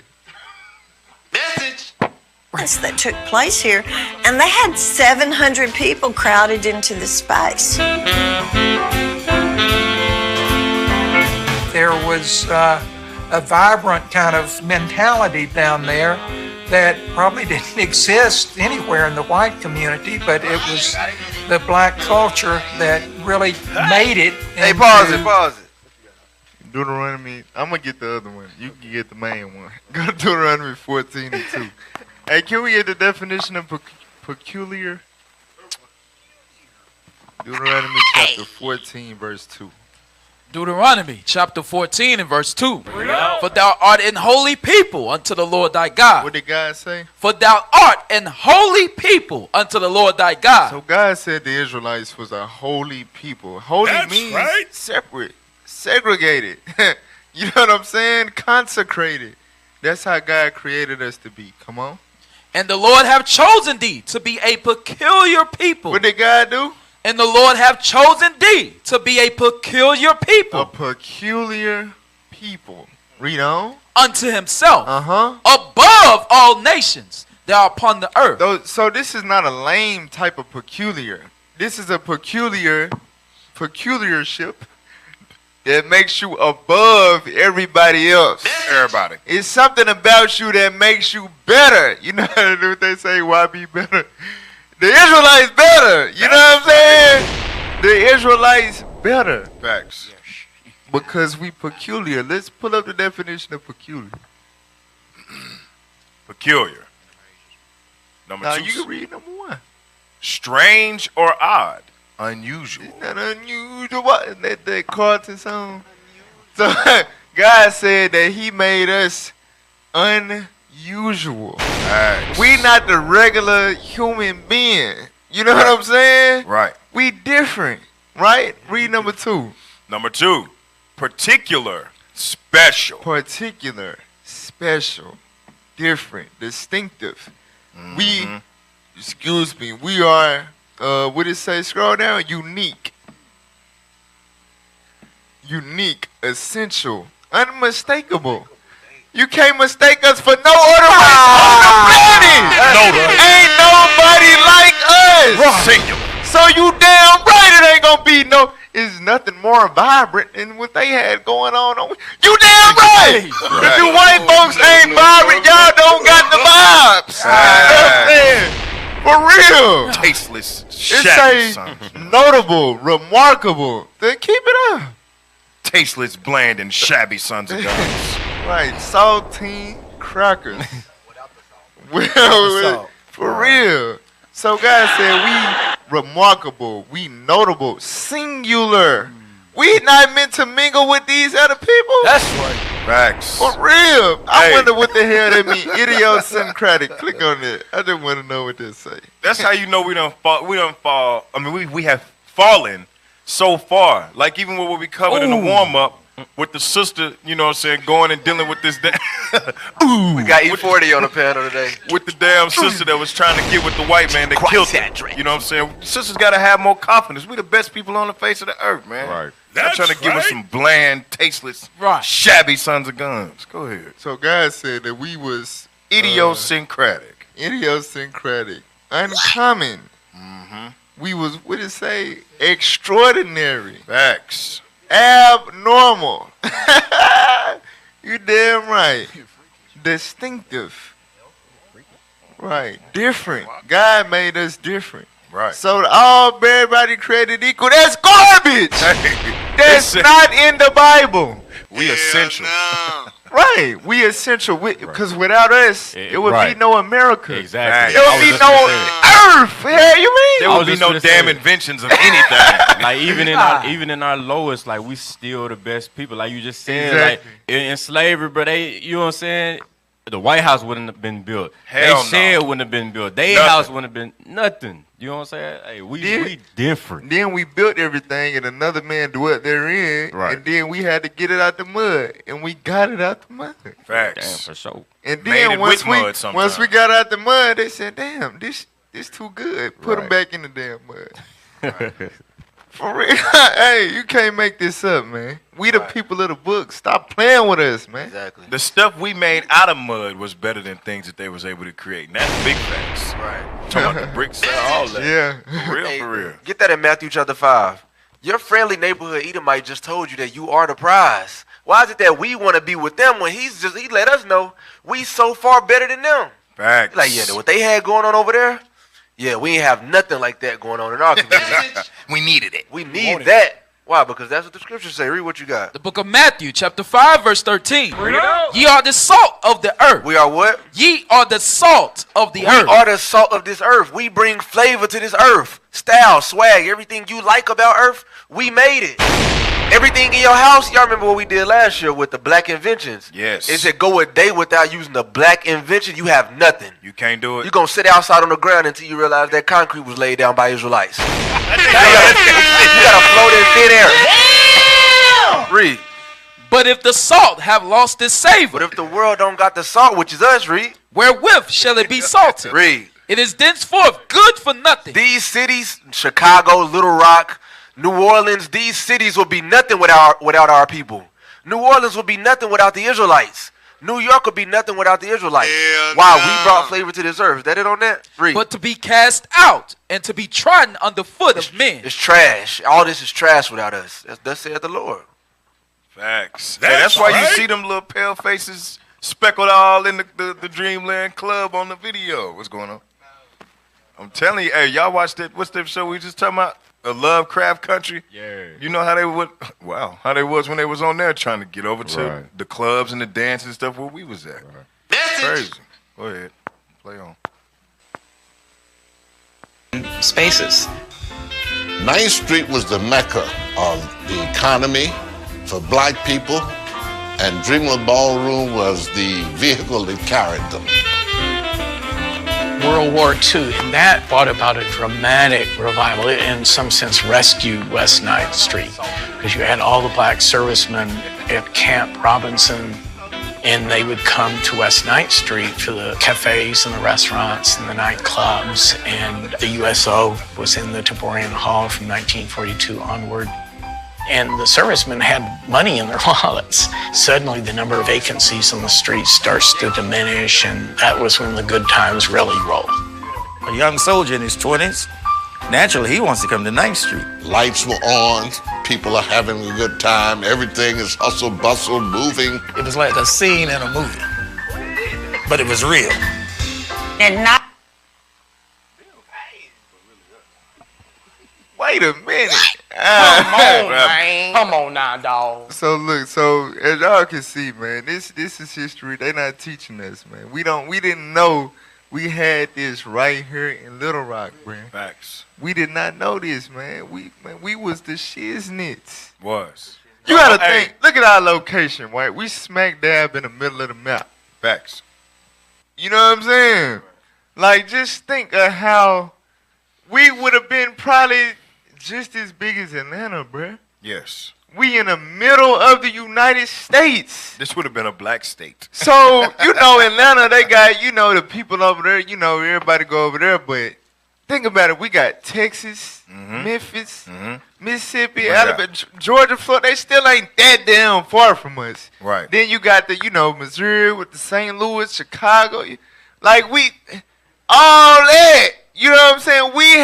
If we still had these black thriving businesses and the entertainment buildings or what have you, bruh, Little Rock would be a big deal. Facts. Hey, you know what's crazy? Like, when I learned about this, knowing this back then, because y'all know it, like Al Green from Arkansas, stuff like that. Al Green, that's a big name. Facts. I think, like, bruh, how this man from Arkansas with? When you hear that makes sense. Like, I know exactly what you're Ain't talking no good about, thing bro. come out of Arkansas.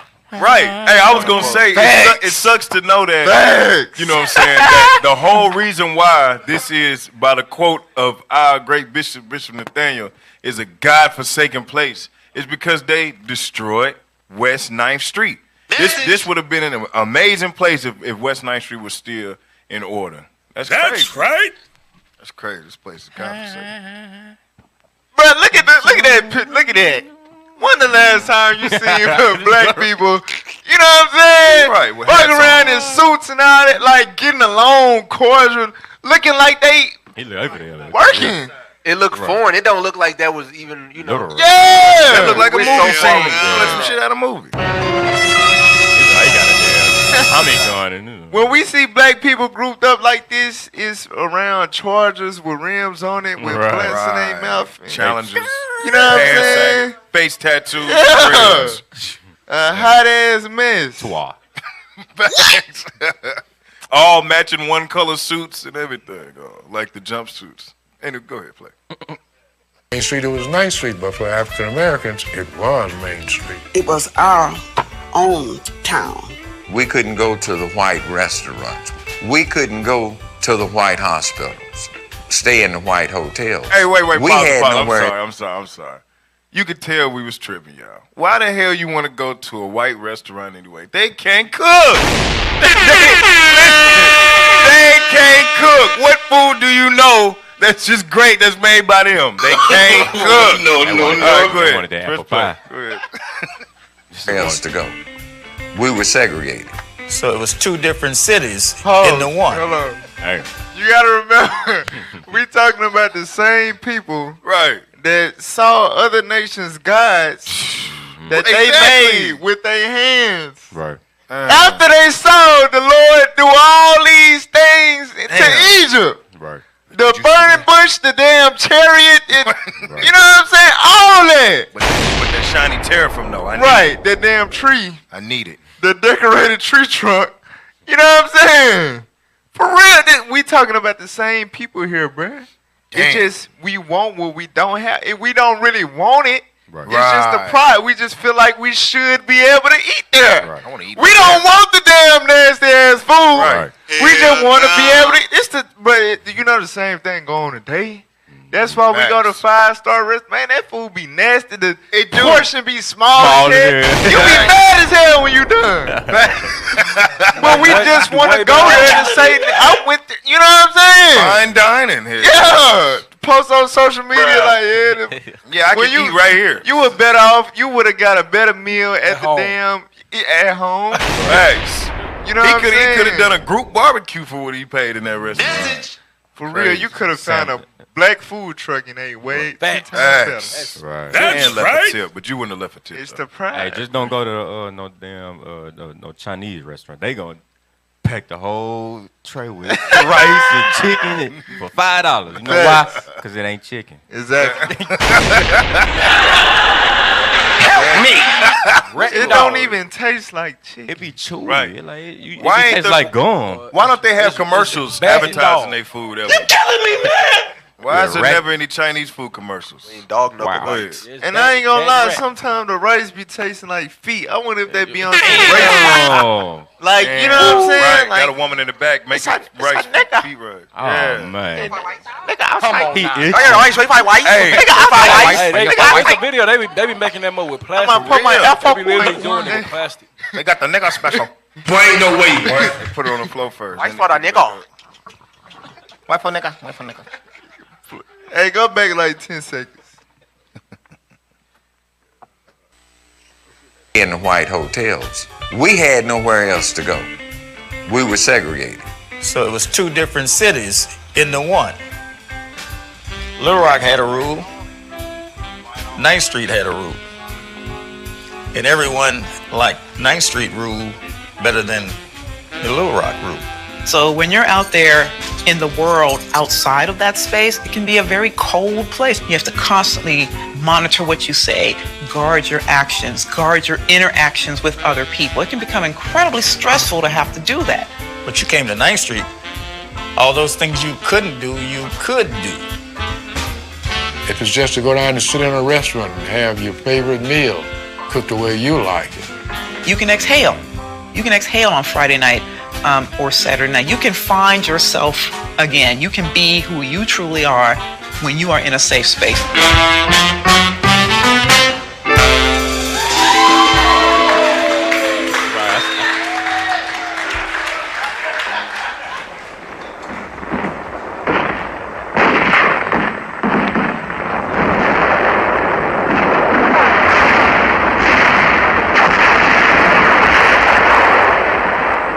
war tended to bring out the worst and the best of people.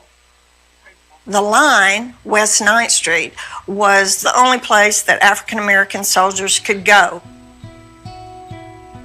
And then we had white policemen and white MPs that were, you know, trying to keep the peace in this area as well.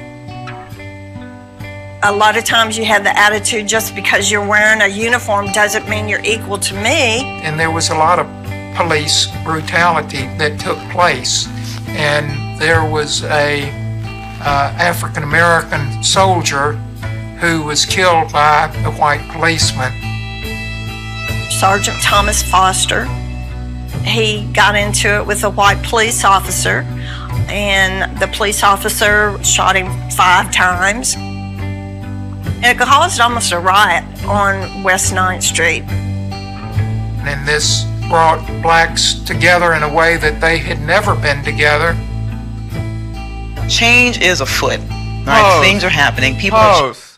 They show you, bro, it's nothing new under the sun. Facts. Black Lives Matter and all, man. Bro, we been doing this. Marching, no justice, no peace. Black man get shot down by the white.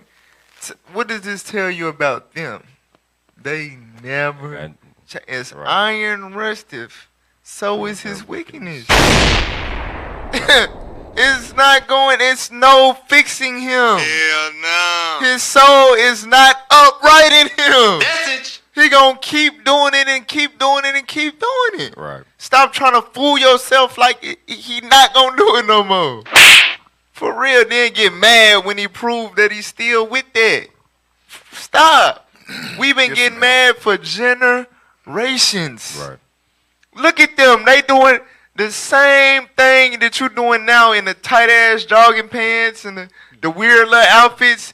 They looking sophisticated and proper, holding the same type of damn signs. But screaming at the same stuff. What do we want? You never seen nobody look or dress like that, but yet they doing the same thing that you doing today. What does that mean? Wake the hell up! That's Wake right. up, man. In other words, we waiting on them to change. We supposed to be the ones changing. Right. They not gonna change. It's up to us to change. Did they ever say the man's name who killed our brother? Did they say his name, or did they just say a police officer? No, they gonna say police officer. See how they do it? And they said our brother got into it with him. Right. The narrative. Cap. They even with documentaries, they still control the narrative. Facts. 100%. Yep, gotta protect the white man family now. Right. We're gonna expose some of the little how they just choose to say certain things like that. That one woman. So go ahead. Change is afoot. All right, things are happening. People are challenging the system, and anytime anybody challenges the system, that's when you see people really enforcing those Jim Crow laws. The realization that we are going to have this change, it is going to happen, was hard for a lot of Arkansans to take. Because even if you were the poorest Arkansan, and I hope I'm not offensive to anyone, they still thought of themselves as better than any African American. Do you understand that? Yeah. Why is she saying it with such gravity? Like, Right. It's Carol Baskins. You're the poorest. She killed her husband. Didn't matter. The poorest Arkansan. You were still Even the better than most shabbiest trailer trashiest of any us. African American. Doesn't matter. Do you understand that? Come on, dirty nastiest. Do you of us. understand that? Like, okay, let's slow it. And they still got this pride. Like real trailer park trash, they still feel like that. Hell yes. They still got that entitlement. They don't give a damn what you driving, where you live at, Right. or whatever. Hell no. Power. If I'm poor, at least I'm not black. It could always be worse. That's how some of they broke asses survive. At least I'm not a nigger. Exactly. I might be trash, but at least I'm not a nigger. For real. Play that.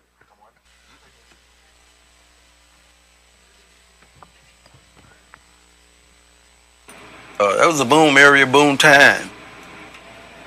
The money stayed in the neighborhood, and it flowed. It just flowed from one business to the next on 9th Street. It's like 9th Street was all interconnected at the time. Kept the community together. Community would have stayed together with the exception of the urban renewal. And that just kind of broke everything up and displaced them. Now they finna get into it on a documentary. He said it would have stayed together. 9th Street would have stayed interconnected, would have money flowed amongst one another in our community if it wasn't for the urban renewal. Right. Pay attention. I never heard this term or what happened. You know what I'm saying? Right. This changed Little Rock forever. This changed black people's existence in Little Rock forever. 9th Street, we still would have been booming if it wasn't for urban renewal. Just when you think, oh yeah, the racists, yeah, I know about racism. They was bombing cities and lynching black people, and yeah. But you don't know nothing about urban renewal, though. You don't know the depths of Satan. Get that real quick. I just wanna read that. Revelation chapter 3. I think it's like 24 or something. Let me see. Revelation 2. 2 and 24. 2 and 24. The book of Revelation, chapter 2 and verse 24. But unto you I say, and unto the rest in Thyatira, as many as have not this doctrine, and which have not known the depths of Satan. Which have not known the depths of Satan. Get Psalm 64 real quick, so we can know it ain't talking about just no damn red person with some damn goat horns. This is talking about a race of people. Understand that. Read what you got. 64 and 6. The book of Psalms, chapter 64 and verse 6. They search out iniquities. They accomplish a diligent search. They do what? They accomplish a diligent search. Come on. Both the inward thought of every one of them. The inward thought of every one of them. Who is the them? Your enemy. Your oppressor. This so-called white man. The inward thought of every one of them is what? And the heart is deep. Is what? Is deep. Is deep. You don't understand. You don't understand the depths of Satan. It get deep. Ain't that a sound? For real. It get deep. Look at dude. It get deep. Understand that to where, all right, so you guys over there just dealing with the real estate, and you guys over here just dealing with the zoning of the city, and you guys over here that, you know, y'all can enforce eminent domain, and the federal government, our big brothers up there in Washington. You know what I'm saying? Y'all don't understand. That's what we finna get into, all right? The urban renewal. Keep playing. We might not jump directly into it. Let me see. Keep playing. There was a town. When you separated like that, then you lost your power. You lose quite a bit, if not everything. Damn! You lose quite a bit, if not everything. Keep playing.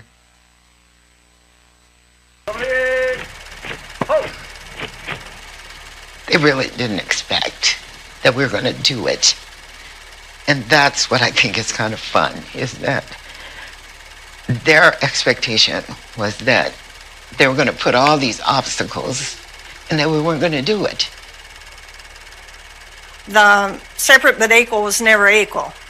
Integration was the way to go, and now the law supported that. As long as African Americans kind of kept to themselves and knew their place, things were okay. But when they started demanding their civil rights, which they were entitled to, that's when there was pushback from the larger white society. Jim Crow South. Wow.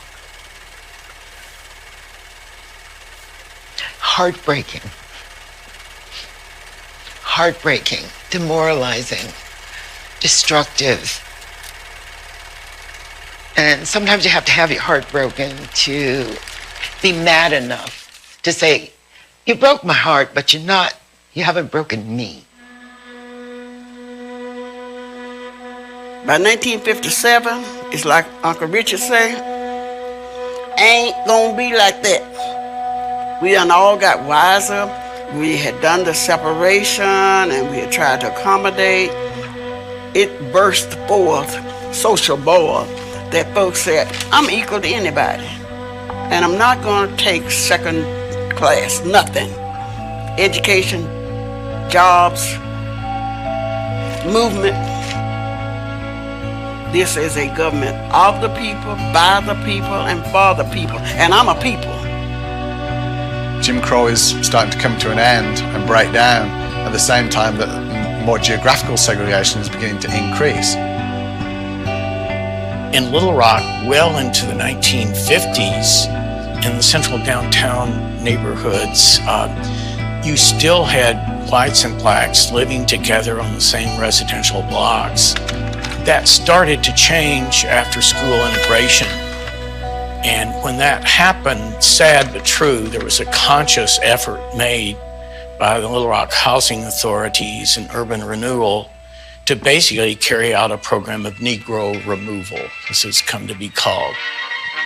At the beginning of... Stop. Now notice, the term for it that they want you to know it as is Little Rock urban renewal, to make it sound legit or whatever. Right. But it's literally Negro removal. Nigger removal. That's what it is. That's what urban renewal is. Nigger removal. Facts. Keep playing. 1959.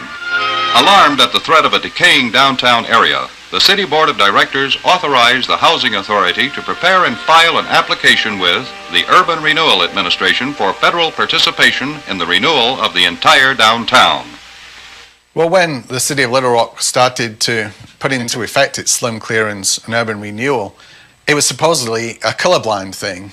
But the big complaint very quickly came that slum clearance and urban renewal were not just about beautifying the city, but they were explicitly racial in their nature. The allegations are that, whole areas were flattened because they were African American rather than because they were blighted, and that a few blighted homes were used as an excuse to just kind of raise complete areas of African American residents. Pause. Listen, we can't, as a nation of people, we can't give no occasion to the adversary to speak reproachfully. I want y'all to pay attention to what he just said, right? They was able to justify this urban renewal thing because they said these areas in the downtown area of Little Rock they were blighted. So that means that the houses was run down, right? Allegedly. Out of a whole block, you had one or two houses that was run down. All the other ones, they nice. You know what I'm saying? Niggas taking care of it, keeping their yard cut. One or two blighted houses on the whole area. Man, we got to tear it down. We got these niggas out here. We got to save Little Rock. One or two houses. That's why when we operate, y'all, we got to operate as a community. That's right. You know what I'm saying? We can't let... and this is black people today. You can have it going on, your yard cut, everything trimmed, landscaped. You know what I'm saying? Clean and crisp. And your neighbor, yard look like doo-doo. Right. You know what I'm saying? We literally do not love our neighbor as ourselves. Hell no. But we all Christian. We all go to church. Right. But we have literal neighbors. We do not look out for each other no more. It's every man for himself. Message. And this just little one or two houses seeping through the cracks. They was able to look. We got pictures. Look. This is how their neighborhood look. One damn house. Right. Hey, that's. I had a real conversation like that dealing with the house I got out there where they fixing it up at. The neighbors were like, "Man, I'm glad somebody came and got this. It cutting the tree down. It could, cause what happens is it bring the market down. Yeah, the property value. Property value for the whole area. So, you know, they appreciated that.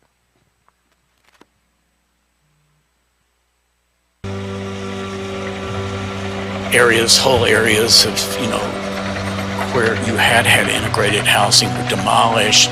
New public housing projects were established, like the one at Granite Mountain, for example, in southeast Little Rock. But they were deliberately placed far away from white neighborhoods. There was a conscious effort to basically kind of segregate housing in the city. And you see that in perfect intersection with the schools and the Brown v. Board of Education decision. The first thing that the school district does is to create new schools in areas which are clearly demarcated African American and white. It actually relabels Central High, tellingly, as Central High School. At the same time, they build Horace Mann High School in the east end of the city in a growing African American neighborhood, and they locate Hall High School in the extreme west of the city, right out in the white neighborhoods. So they provide basically two new segregated schools as a response to desegregation. Why would you build a school far east of the city, which was Horace Mann, and then a white school far west? What kind of thinking is that? Manipulation through public policy by giving an advantage to whites to get away from integration and desegregation. You left a group of folks who were left to be back segregated by housing patterns. One of the things that urban renewal does is to build new public housing, which are nicer, which are more modern, and all those kinds of things, and use those, you know, incentives as instruments to move the black population away from traditional areas of residence into new areas of residence. There's all kinds of ways of manipulating things once you kind of break up the natural housing patterns. Not only the housing changed, the marketplace changed. Not only the marketplace changed, the schools changed. Not only the schools changed, the ownership was changing. And that was determined by what I call the engines of institutional racism. People were aware of it at the time. People in African American neighborhoods and white neighborhoods were aware of what was going on, but there's not much you can do about it. Little Rock's known throughout the United States as being at the forefront of urban renewal and being very successful in getting that federal money to come into the city. Damn, because there's millions of dollars. Man. Did y'all hear what this Edomite just said? Man, yeah, you have black people, they know what was going on, but there wasn't nothing they could do about it. Wasn't nothing they could do about it. They connected with the feds, bruh. Right. The feds. For real, feds did a sweep. They swept all the niggas to the east and the south. Keep reading. At stake here, millions of dollars of federal money on the table to bring to your city to help create better homes. West 9th Street was based a lot on those neighborhoods that surrounded it, particularly Dunbar. Connected at the end with Philander Smith College, one of the key benchmark institutions in that community. If you get those neighborhoods around West 9th Street, then basically you take out all of its clientele and all of the people who use it on a regular basis. So slum clearance and urban renewal certainly doesn't have. How do they give you something to make you think, they trick us into believing something is a gift when really it's a gift for them? Going back to the scripture, the officer said, never trust your enemy. Your enemy can morph into anything. Whether it's a real estate agent, the police, they know how to morph into all these things to systematically convince you into thinking that you're getting a better opportunity when it's the complete opposite. They're trying to get the hell away from you. West 9th Street in any way. That impacted the businesses that relied upon these dollars to flow down to 9th Street in a very negative way. You have to make money. The Dreamland Ballroom closed its doors in '59, and immediately another club went in here, but it didn't last. They were gone by '65. These decisions have been made about these communities, but the people who live there have not been sitting at the table along with the decision makers. And once things start rolling, it's often incredibly difficult to stop it. So your entire community is gone in one sweep, and all you're left with are memories.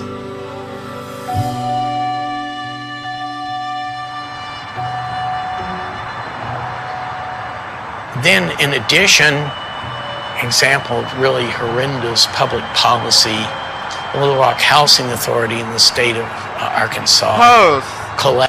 You can see the difference just looking at the damn. Yep. For real. To the left, which is south of 630. Look at it. Booker T. Washington. Look at it. Put it on the screen, y'all. Then look at the right. It's flourishing, nice business, money. Skyscraper. You look to the left, that's the south. One big box. Hey, that one little, what is that? That one little. That's why I said one big box right there. What is I'm that? trying to figure out what That's that elementary. That's it. That's all we got. Keep playing. The next, look, hold on, wait. The next big building that you see on that side of the freeway is way on the west end. Right. Where the white folks at. Exactly. That's down, that's down Roosevelt. That is crazy. Keep playing. In building the East-West Expressway, what became eventually Interstate 630. You know, one of the things that the I-630 does is it drives a big concrete wedge between West 9th Street and Philander Smith College and the Dunbar neighborhood that's behind it. So it really hardens the lines of what's going on with urban renewal. The urban renewal efforts and the building of the interstate system put people in cars, gave them access to suburban land, and suburban America began to grow and develop in a remarkable way in the late 50s and 60s. And we now have the physical makeup of a city like Little Rock, vastly different than 1950. We see a white flight out of central Little Rock moving to more of the suburban areas. So the I-630 is really a kind of suburban expressway as it becomes to get people from particularly West Little Rock suburban neighborhoods to downtown where they work. Now you're moving into the downtown area. That you have a problem there, don't you? Yes, the downtown area is a real problem, Jim. The problem there, of course, is right-of-way. The Housing Authority is acquiring much of the right-of-way through the High Street project, which is from Broadway to Bishop, and then, of course, you still have the construction costs and the scheduling of the construction by the Highway Department. The plans. Go back just a little bit. I want that image on the screen. You can't make this up. That is not coincidental. They could have made it to where the freeway curved just a little bit further down. You know what I'm saying? They literally put it right in the middle of 9th Street. Literally. They cut you off. Right. They literally cut you off, bruh. This is, bruh. Come on now, dog. This was less than 80 years ago. Message. Keep playing. Have the construction costs and the scheduling of the construction by the Highway Department. The plans have been pretty well. 60 years ago, damn near. It's like right at 60 years ago. 59. Keep playing. Completed, and if we had the right of way, they could move right ahead on it, depending, of course, on the matching money from the federal government.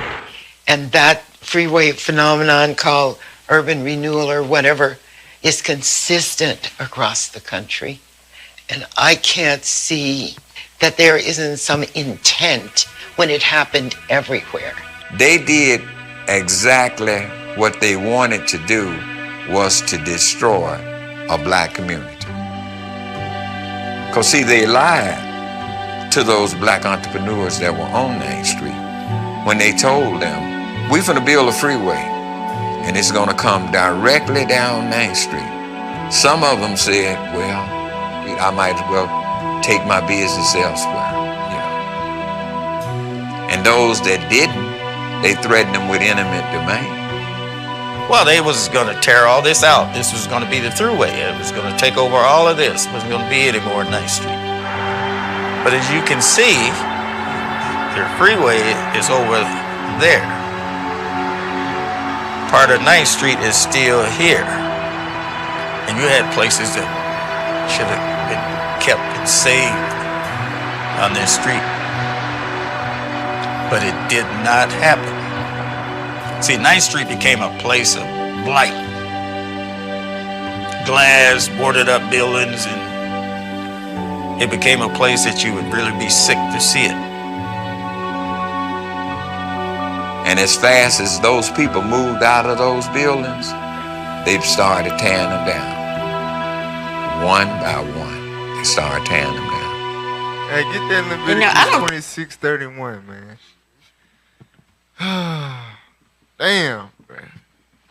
Said the West 9th Street. I remember earlier that same dude, he said Little Rock was 2 different cities. You had the white folks and you had 9th Street. For real. 9th Street was our own little city. From Broadway, I think Broadway all the way down to Ringo. Right. It was our own little city. Guess what happened to it? Read that.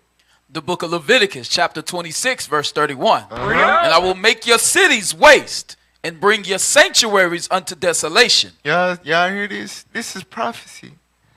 Your pride and joy, God said, if you disobey me, I'm going to make your cities waste. He said it, 9th Street is just blight now. Facts. It's sick to see it. Knowing what it was, it's sickening to go over there and look at what it is now. What the hell is the this? same feeling you get in Tulsa when you go to Black, it's the same thing. It's sickening. It's biblical. For real, our reality is biblical. Understand that. Read on. I will not smell the savor of your sweet odors. And I will bring the land into desolation. And your enemies which dwell therein shall be astonished at it. So astonished they made a documentary. Put it on PBS. You can't make this up. You cannot make this up, man. Hell no. We the Israelites. Keep playing. Think anybody ever even dreamed of 9th Street ever going down? We didn't even think about that.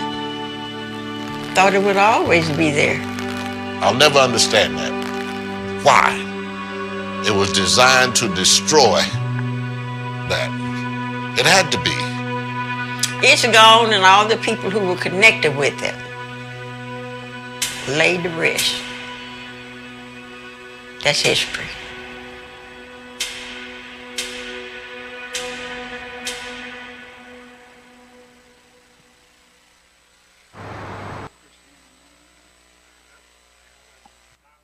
Next one.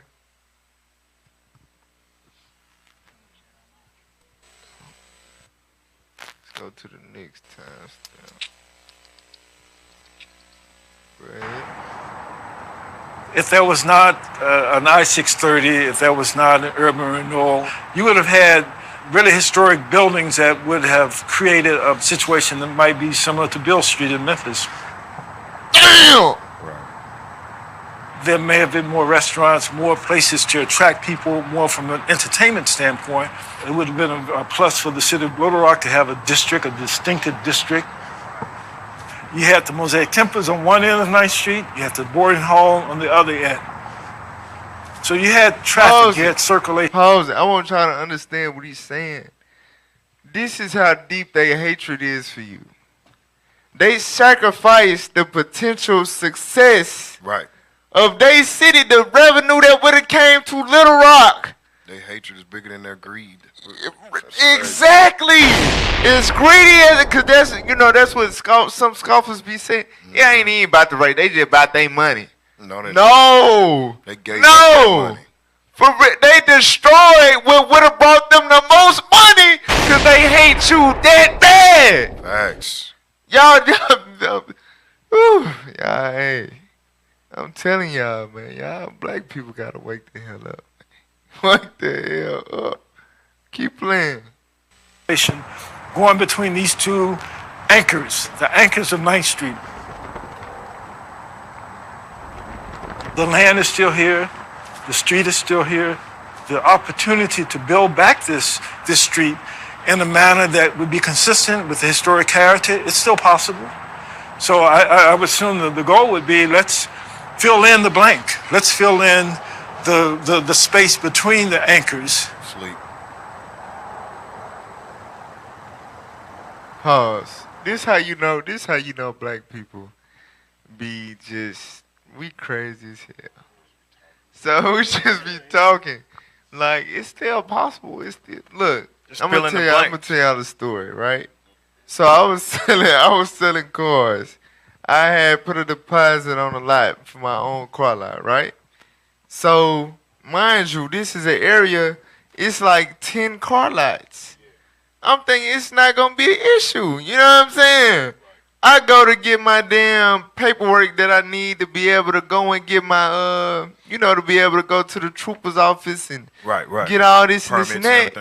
North Little Rock, they was like, look, you got to write letters to every business on the street, and they gotta say that we accept you wanting to put a car lot here, and then you got to wait 3 months, you got to go to 6 meetings, you got to pay, you know what I'm saying? Facts. I'm like, wait, I just paid it. I'm finna have to pay rent. You telling me I gotta wait 5-6 months before I get the okay from the government? Maybe get approved to put a car lot here. Come on now, dog. And y'all thinking, yeah, let's just build back West 9th Street. Yeah, it's still possible. Man, y'all don't know how Esau got this stuff set up, bro. Y'all really don't know. Y'all really don't. And this is another thing, how you know he's just talking. Like, a lot of people in Little Rock don't even know about this. You know what I'm saying? So, how the hell we gonna build something we don't even know about? We kids, the young men our age, we ain't know nothing about this. People about 30, 35, they don't know nothing about this. They probably don't even know where that West 9th Street is. Facts. I don't know where the hell that is. Ain't nothing over there. Keep playing. Just fill in the blanks. Is intrinsically important to Arkansas history and to all of us. This is a part of the American story. I mean, we need to know about these communities. We need to understand that the communities were complex, that people were educated, that people had money, that people owned businesses, that they established and maintained important institutions in these communities. These are stories that people aren't getting. Really, if we don't understand how we got to where we are today, we can't really have any sense of the mistakes we made, the things that we got right, in trying to forge a policy for moving forward to the future. The whole community did this to these people, so the whole community has some responsibility, it seems to me, through social policies to try to redress these ancient wrongs. I think we... Pause. Look, go back. I want to listen to what he said. Listen to this. Listen. This, bro, they the damn devil. Big facts. Listen to what he said. Listen. Some responsibility. Then go back a little bit more. People, so the whole community has some responsibility. Go back a little bit more. Social policies to try to redress. Totality. Right, just a little bit further. And maintain important institutions in these communities. These are stories that people aren't getting. Really, if we don't understand how we got to where we are today, we can't really have any sense of the mistakes we made, the things that we got right, in trying to forge a policy for moving forward to the future. The whole community did this to these people, so the whole community has some responsibility. Stop! Wait a minute! He said the whole community did this to these people, right? So the community has some. Can't make this up. What a slap sound. Shut up! What a slap sound by that. Just some. Slap his ass again. Some responsibility. But you know what's crazy though? But they know you so well. Me. The white man know your simple behind so well. He knows it's only gonna take a small little pacifier to keep everybody quiet. Just think about it. It's always a small little documentary. pacifier. Let's just acknowledge it. Exactly. No. We're gonna show the pacifier at the end of the documentary. Oh, facts. One little pacifier right at the end of the she gonna need we need like 1,000 slaps for this hoe at the end. Facts. Alright, but I'm glad you called her what she is. I was going to refrain. Keep playing. Listen to this though. Listen. It seems to me through social policies to try to redress these ancient wrongs. These what? I think many of us wish we What could. did this? Play it again. Jeremiah talked again. Run it back. Play it. Listen. Yes, these ancient wrongs. To redress these ancient wrongs. Ancient. We talking about 1950. No, wait. Come on now, dog. Let's do this, right? Let's do the math. No, forget math. Right here, right there. He got a picture on West 9th Street, right? Facts. The sister was talking about how we wasn't doing the Charleston. That was doing jitterbug. They was on West 9th Street. Right. What the hell is he talking about? Ancient wrong? Them ancient people?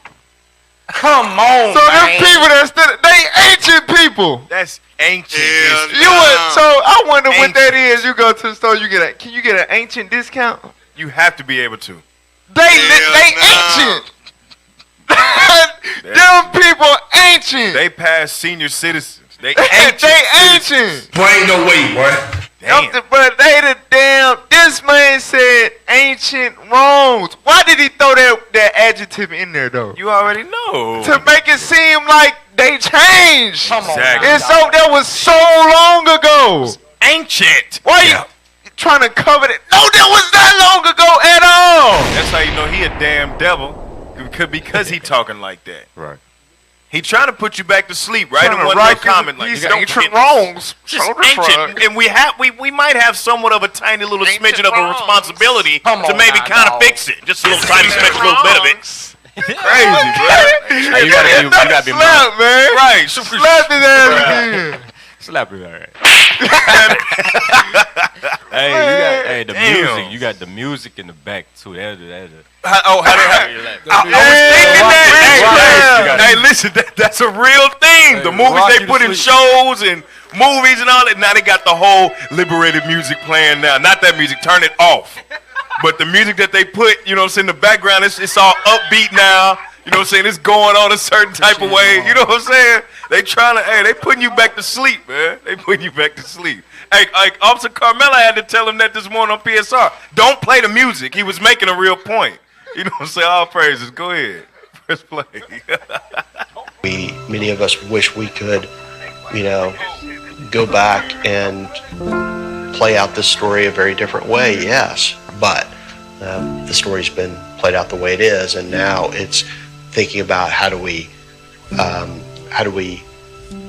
overcome the division that folks a couple of generations ago helped to create for us.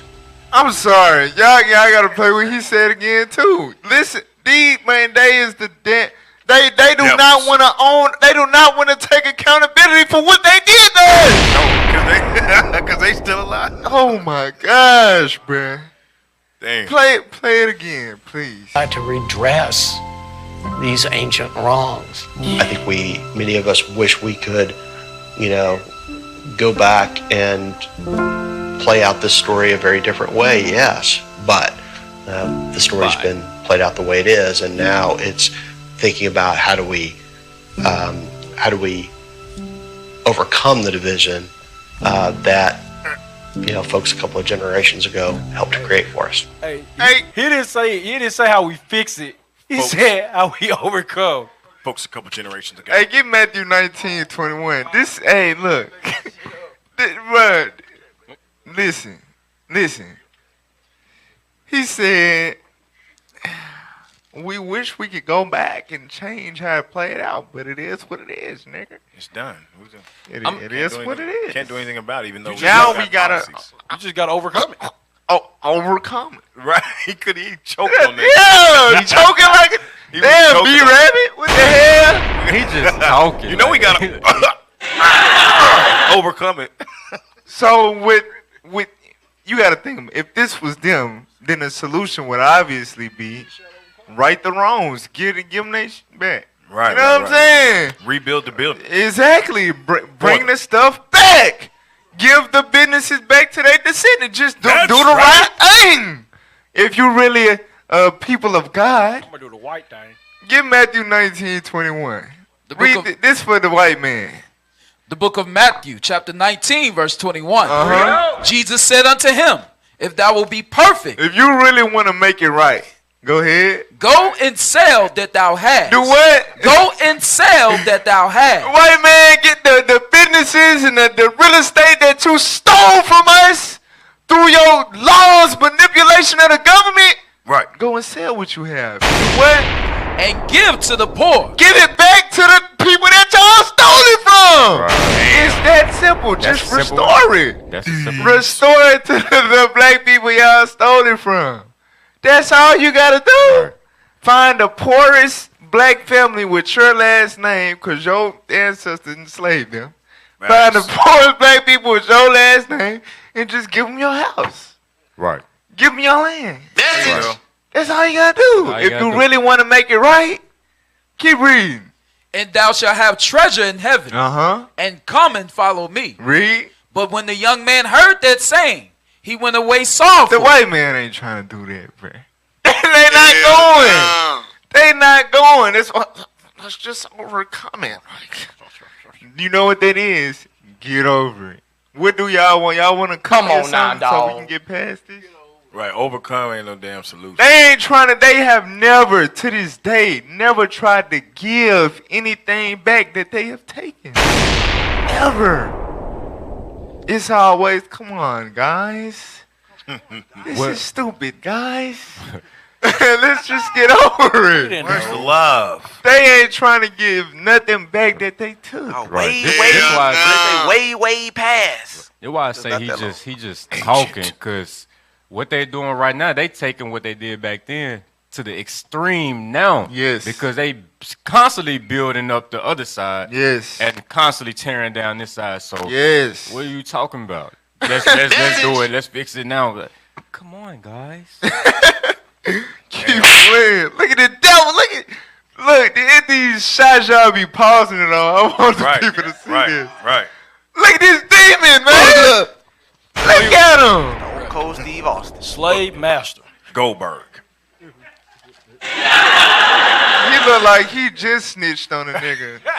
Come on, man. He just whipped the nigga. Look at him. Keep playing, man. My daughter don't marry niggers. Damn.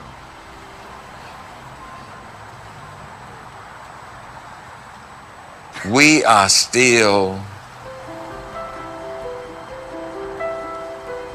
3 steps behind everybody. The black community is. And most of it is our fault. It's our fault. We hold each other back. I want to have community and family, and I want to love on one another, and we don't have that togetherness anymore. And I'm not sure what we can do about coming back together as a community. Y'all see that, If they could do it. Get that in Proverbs 13 and 12. I want it. I want to have it, but I'm not sure how we can go about it. I'm not sure. Watch this. Read that. The book of Proverbs, chapter 13 and verse 12. Hope deferred maketh the heart sick. The fact that you had something so great, then they started lynching folks on the block, and you know what I'm saying? Causing violence and hating on you and doing all this and this and that, to the point where they had to just, we gonna obliterate it. We gonna do it way smarter than Tulsa did. We gonna build a freeway in the middle of their epicenter, in the middle of their businesses, their community, everything, their lifeline. We gonna build a freeway right in the middle of it. Tear it down. For real. This is insane. So you gotta think, we hopeless. What can we do? They controlling all these pieces behind closed doors. What can we do? It puts us in a mental state to where, I mean, I'm just mad. I'm upset. I'm depressed. I'm sad. I don't know what to do. And I can't even touch them. So I'm going to just kill my own people. Come on now, dog. Now you go in these communities, you go to the east side, in the south, and all these places where we at, guess what? They beefing with each other. They sliding on each other. They making songs about how I bet you won't come out east. Come on, man. You know what I'm saying? For real. This is what's happening. Why? Because we have lost all hope in restoring another West 9th Street in Little Rock. Right. It has made our mind sick. For real. We don't know what the hell to do. Read on. But when the desire cometh, it is a tree of life. That's why we got to repent. This is the only thing that can reinstill a vision with our people realistically. You know what I'm saying? To come together for a cause in righteousness. We need this truth. Y'all listening to Let's Talk Truth Radio? This is not a game. This is not entertainment. I hope y'all understand that. This is the only hope we have. This Bible. Other than that, there is no life in our community. You might be able to get your little car with your little rims and your little nice clothes or whatever, but guess what? The gangs ain't going nowhere. The drugs ain't going nowhere. The violence ain't going nowhere. The crime ain't going nowhere. The white man controlling the community, doing what the hell he want to do, is not going nowhere. Y'all gonna stay in the hood and gonna keep embracing it like some dumbasses. Our people gotta wake up, man. Repent. That's right. This it. This the only way. It's the only way out. Keep playing. But then, going through all of what they went through, with so little, and today we have so much, and we can't even come together. It's hurtful. It's hurtful, man. It's hurtful.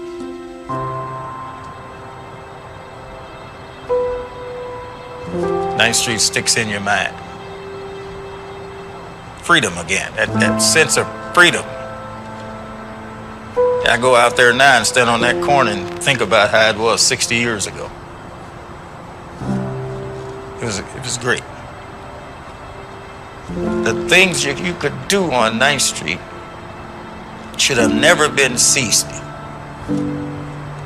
It should be alive and well right today. Yeah, what's gone now is sad. Hey, pause it. And also notice how they made it a one-way. I think that's in one of the articles. Yeah. That's a part of the destroying the business aspect of it too. Exactly. That hurts. It wasn't always a one-way. Facts. They made it that way. Bruh. Come on now, dog. That hurts with the production and everything of the street all together. The traffic. Exactly. Keep playing.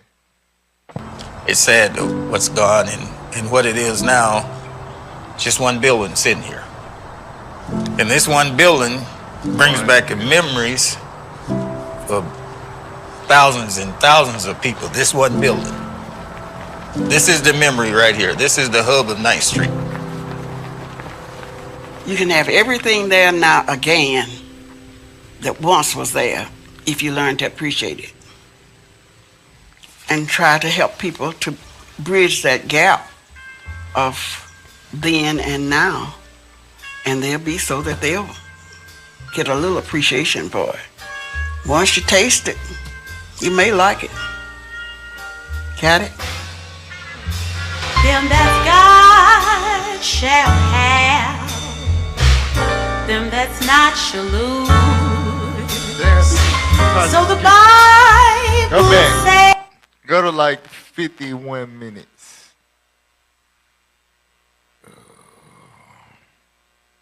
Go back. Go back.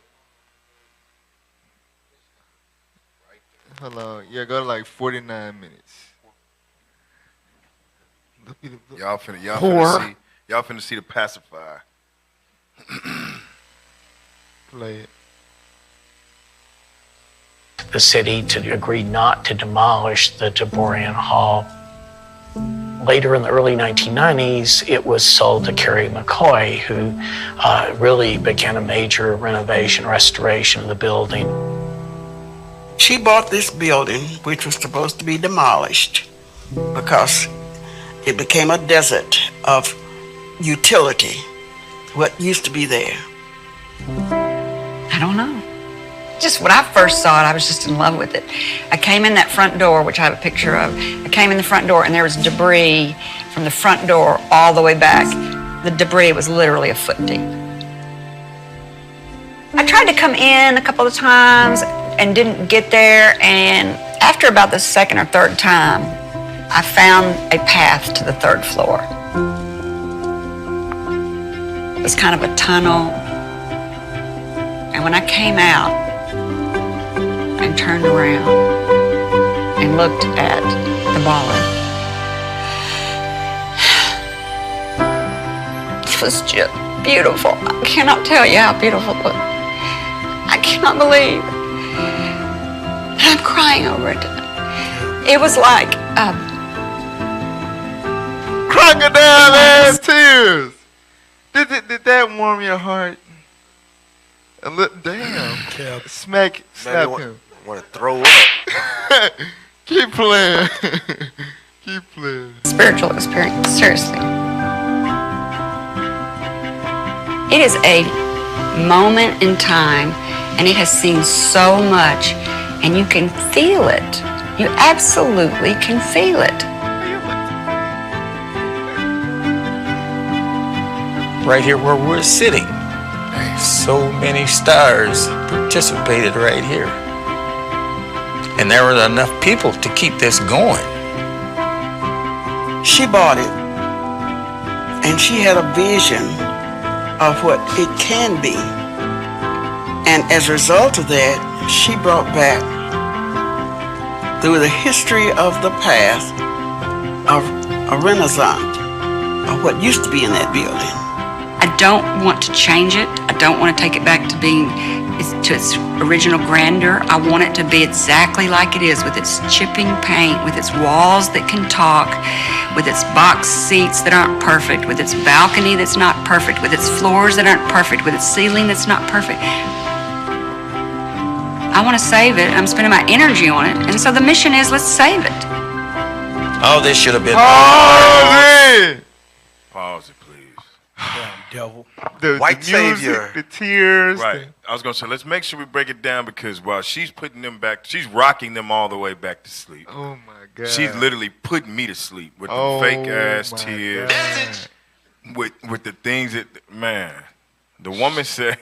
She said, now let's make sure that you understand, if you go and do your research, you look in the encyclopedia articles. No, we gonna pull it up. Oh, bet, okay. Finna pull it up right now. I ain't gonna jump the gun. But I just want to say, let's just break down what she said, though. Facts. I don't want to restore it to its original grandeur. Grandeur. That means I don't want to make it look good like it used to. I don't want to, no. So we're not going to give it back to black people. Facts. Or give them any funding to restore it. I'm going to buy it. I'm going to buy it. And leave that shit right there looking like shit. Come on, man. See it. The chip paint. Trash. I'm going to tell you what it really is. So, but wait. If you really have an admiration for this place. Facts. And the history is amazing. What the hell would move you to say, I want to keep it just like it is, with the cracks and the peeling in the back? Come on now, You understand that wasn't the state it was in when the people was actually in there. It makes no sense whatsoever. When you got a classic something, you restore it, you rebuild it, you bring it back to its original form, you make it look great. With vehicles, with houses, the whole night, you bring it back to its original form. She says she want to leave it dusty and busty and trashy, just like how it is. This how you know the power of the scripture, Leviticus 20, Lewis, and I'm making it, your cities waste. Facts. Your sanctuaries desolate. Right. You know what I'm saying? A white man gonna buy it and gonna say, I love it so much, I'm gonna keep it desolate. Yep. Just like you can't make this up. You know what she really doing? She's actually this is their souvenir. This is their little reminder of souvenir. Right. This is their souvenir and their reminder of the destruction. I'm gonna explain, because it's not a normal thing for you. When you think about serial killers and these mass murderers, they're usually whites, right? A lot of times what they'll do is they take a souvenir of some sort. They want to keep little pieces of your skin, or they want to keep some of your hair. or something. You know what I'm saying? Exactly. They want to keep parts of you to save and savor and go back to and revisit.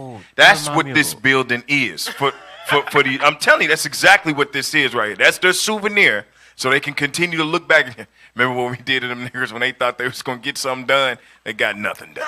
And this is what you can look at. For the ones of you that do remember, go take a look at it. And it's in the form of the trash that it's in. I'm telling you, man. Go ahead, officer.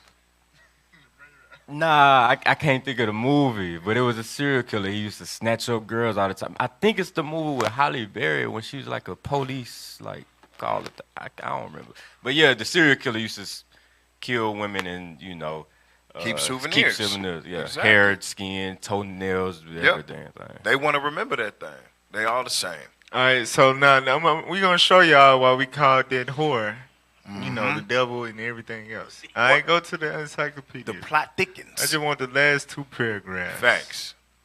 The plot thickens. Where we at? Right there. All right. All right, so it says, this is from the encyclopedia, all right? The Encyclopedia of Arkansas, CALS.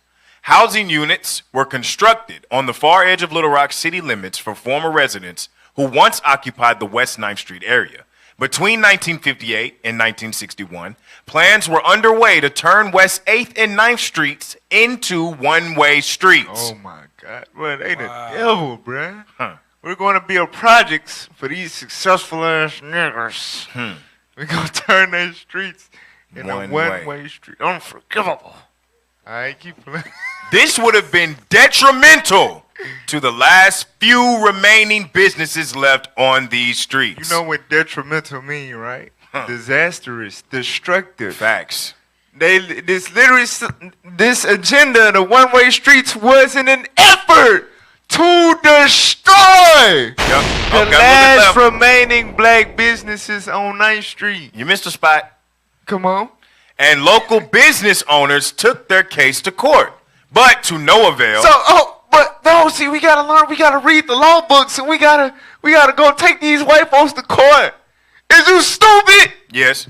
Stupid. It's no way they control every damn thing. Thanks. Read on. But to no avail, and the streets became one way. They go back to Isaiah 59. Judgment is turned away backward. Justice is afar off. Right. Why? Because your sin separated you from your God. When these things happen, He's going to turn His face away from you. That's right.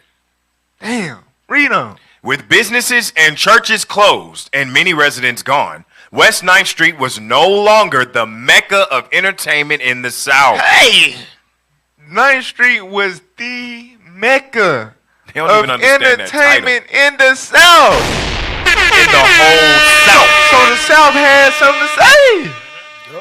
That's right. And they put duct tape on the damn They put the a mouth muzzle of the duct South. tape. Come they, on now, they dog. zipped your mouth shut. Arkansas, bro. I'm telling you, we don't get no mercy. God from forsaken. nobody. Damn, man. This place is God It forsaken. sucked being on Arkansas. I want to get the kingdom so bad. Bishop Nathaniel, you were right.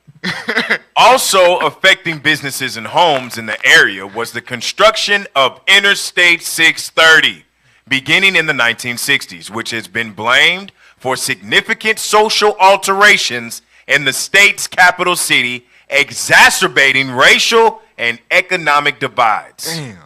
Can you watch this? The only surviving structure from the heyday of the neighborhood is Taborian Hall. Hold on, wait a minute. Now, if y'all remember, unless y'all forgot, the brother that was alive, they got pictures from being posted on West 9th Street. Right. He was like, yeah, punch on right here, right there. Yeah. All that, and then they showing the actual place. It's a damn flatland, construction, nothing. Facts. Waste, parking lot. Facts. You know what I'm saying? Yep. Everything, literally every business was obliterated, destroyed, demolished, except for one building, one structure. I'm telling y'all be talking about Black Wall Street. This is right here in your neck of the woods in Little Rock. Everything is gone except this one place. And let's read about this. What happened with this one place?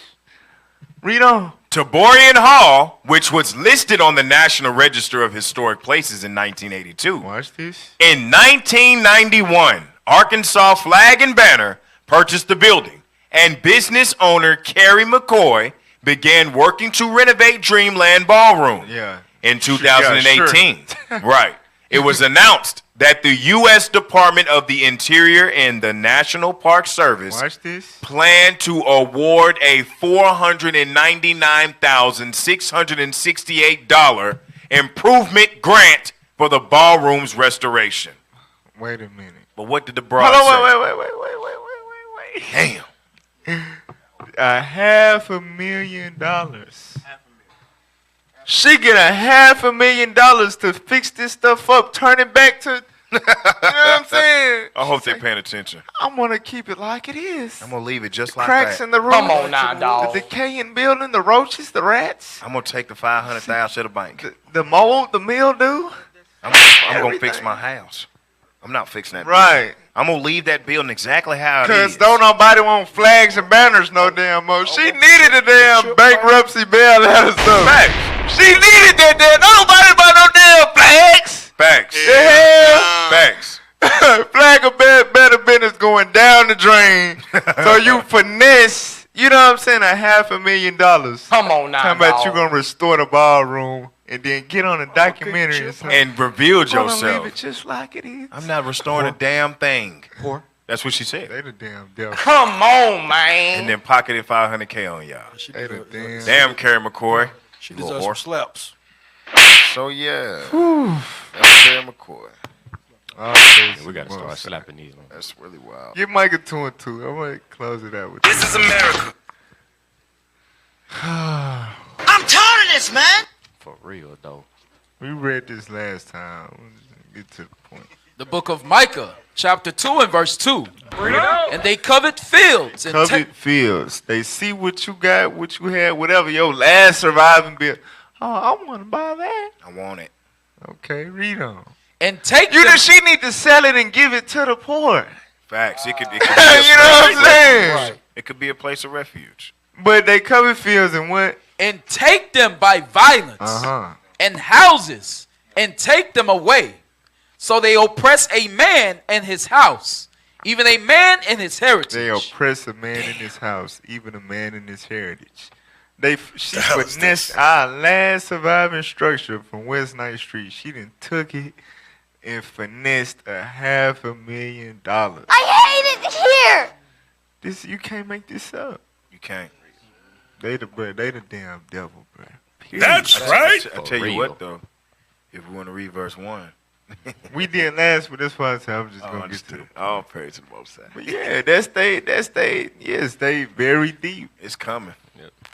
They very So deep. with that being said, you got to go back to the one we did last week. Right. And watch that and like and share Right. that. And then come back. You don't watch Right, it. So you right. get the whole Don't thing. skip through it and like it. That hurts the ratings. I need you to watch the whole thing.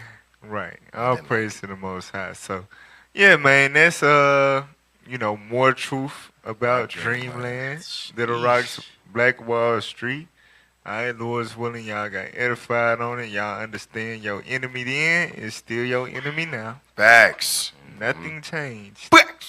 You know what I'm saying? And if y'all want to see a new West 9th Street or whatever with black people, whatever, your only hope is to repent. That right. Right. That's right. A whole city, a whole. Just humble down to the word of God. God telling you why these things happen. Why you don't got no power to stand against your enemies physically or in court or none of that. Because you have disconnected from your God because of your sins. Period. We got to repent, bruh. That's it. And then the Lord going to give us the world. To hell with the street, some blocks. The Lord going to give us the world. That's what the Bible says. We got to get our mind right, man. Come out of that BS. Facts. For real. Hit us up. Contact us. All right? Get it. Tap in. Yeah.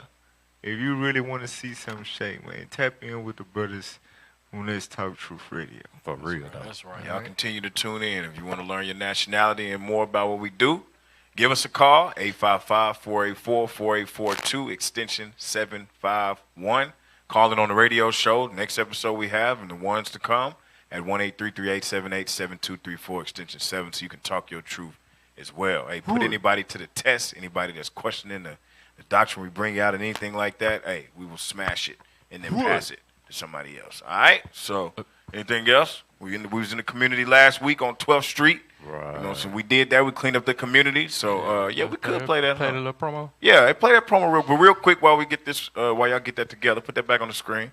Make sure y'all donate if you want to be a part of something great.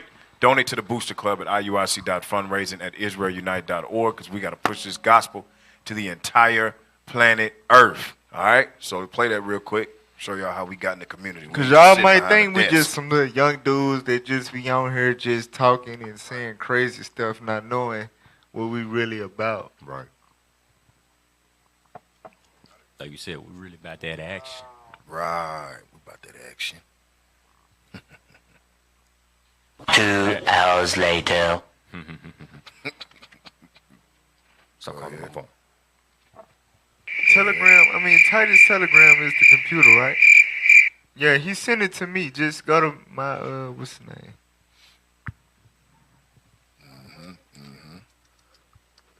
His Y'all messages, also, hey, his make sure messages y'all, without some manual. make sure y'all send in. You know, if you want us to cover something specific, send it in to us, and we will, if it's good. No, not that one. The shorter one. It's a minute and 50-some seconds. Yeah. Got him.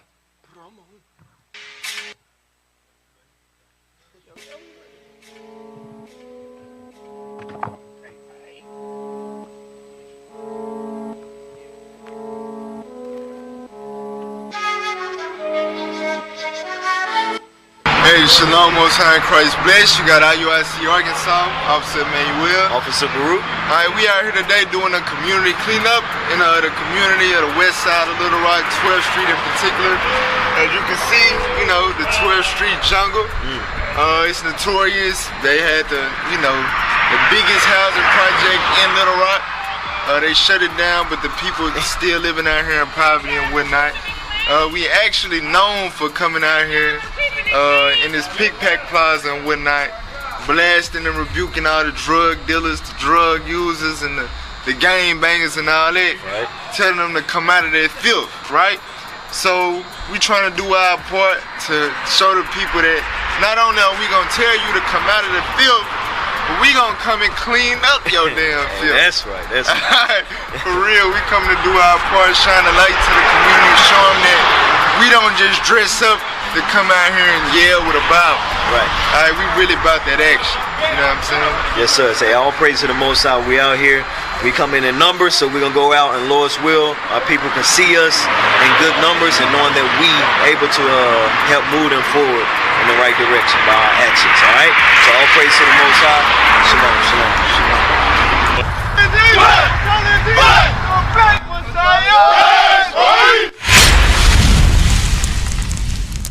About that action. Yes, sir. All praises, all praises. So yeah, make sure, send up prayers for Officer Baruch, man. He got the cooties. Lord's willing, he'll be back next week. Right. And Lord's willing, y'all be back next week. I had to tune in to another week of Let's Talk Truth.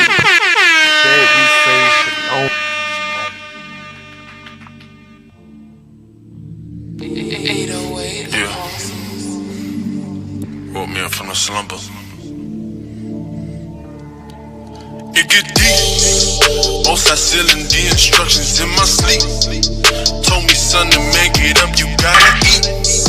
If you're not offended based on how we preach, yeah, I'm sticking to the milk, but it gets deep, deep. Most I sealing the instructions in my sleep. I can't live by bread alone, I gotta live by. I got knowledge, but sometimes I'm rude in speech. Yeah, I'm sticking to the milk, but it gets deep. 2 Peter 3:15, man, it get deep. I see all these wolves, I keep on counting sheep. Precept, precept, precept, precept on repeat. Christ got the keys, don't keep commands, he hit delete. Hold the line, taste the cup, you can hold the vine. Take the soul, you control the mind. Willie Lynch working overtime. Crush the conscience, got it pulverized. Masculinity emulsified. Google Maps couldn't find the tribes. Now the culture gets you crucified, but we ready for war. Give us 30 days, we'll do 30 more. Teach the people what we got in store. We gon' win these, it's a 4 for 4. We ain't taking no losses. Pray we carry these crosses to the finish line. Take the kingdom, eat them, give me mine. Chronic King's freedom, Mr. Time. Flick of the wrist, cook up just a recipe. Turn these pages, this ain't phases. Greatness, this my destiny. We bear witness, run this race, that's fitness. Ain't no rest for me. Just like Joe, every word 2-4, that's cold, I'm scared to freeze. It get deep. Outside selling the instructions in my sleep. Told me, son, to make it up, you gotta eat. If you're not offended based on how we preach, yeah, I'm sticking to the milk, but it gets deep. Outside selling the instructions in my sleep. I can't live by bread alone, I gotta eat. I got knowledge, but sometimes I'm rude of speech. Yeah, I'm sticking to the milk, but it gets deep.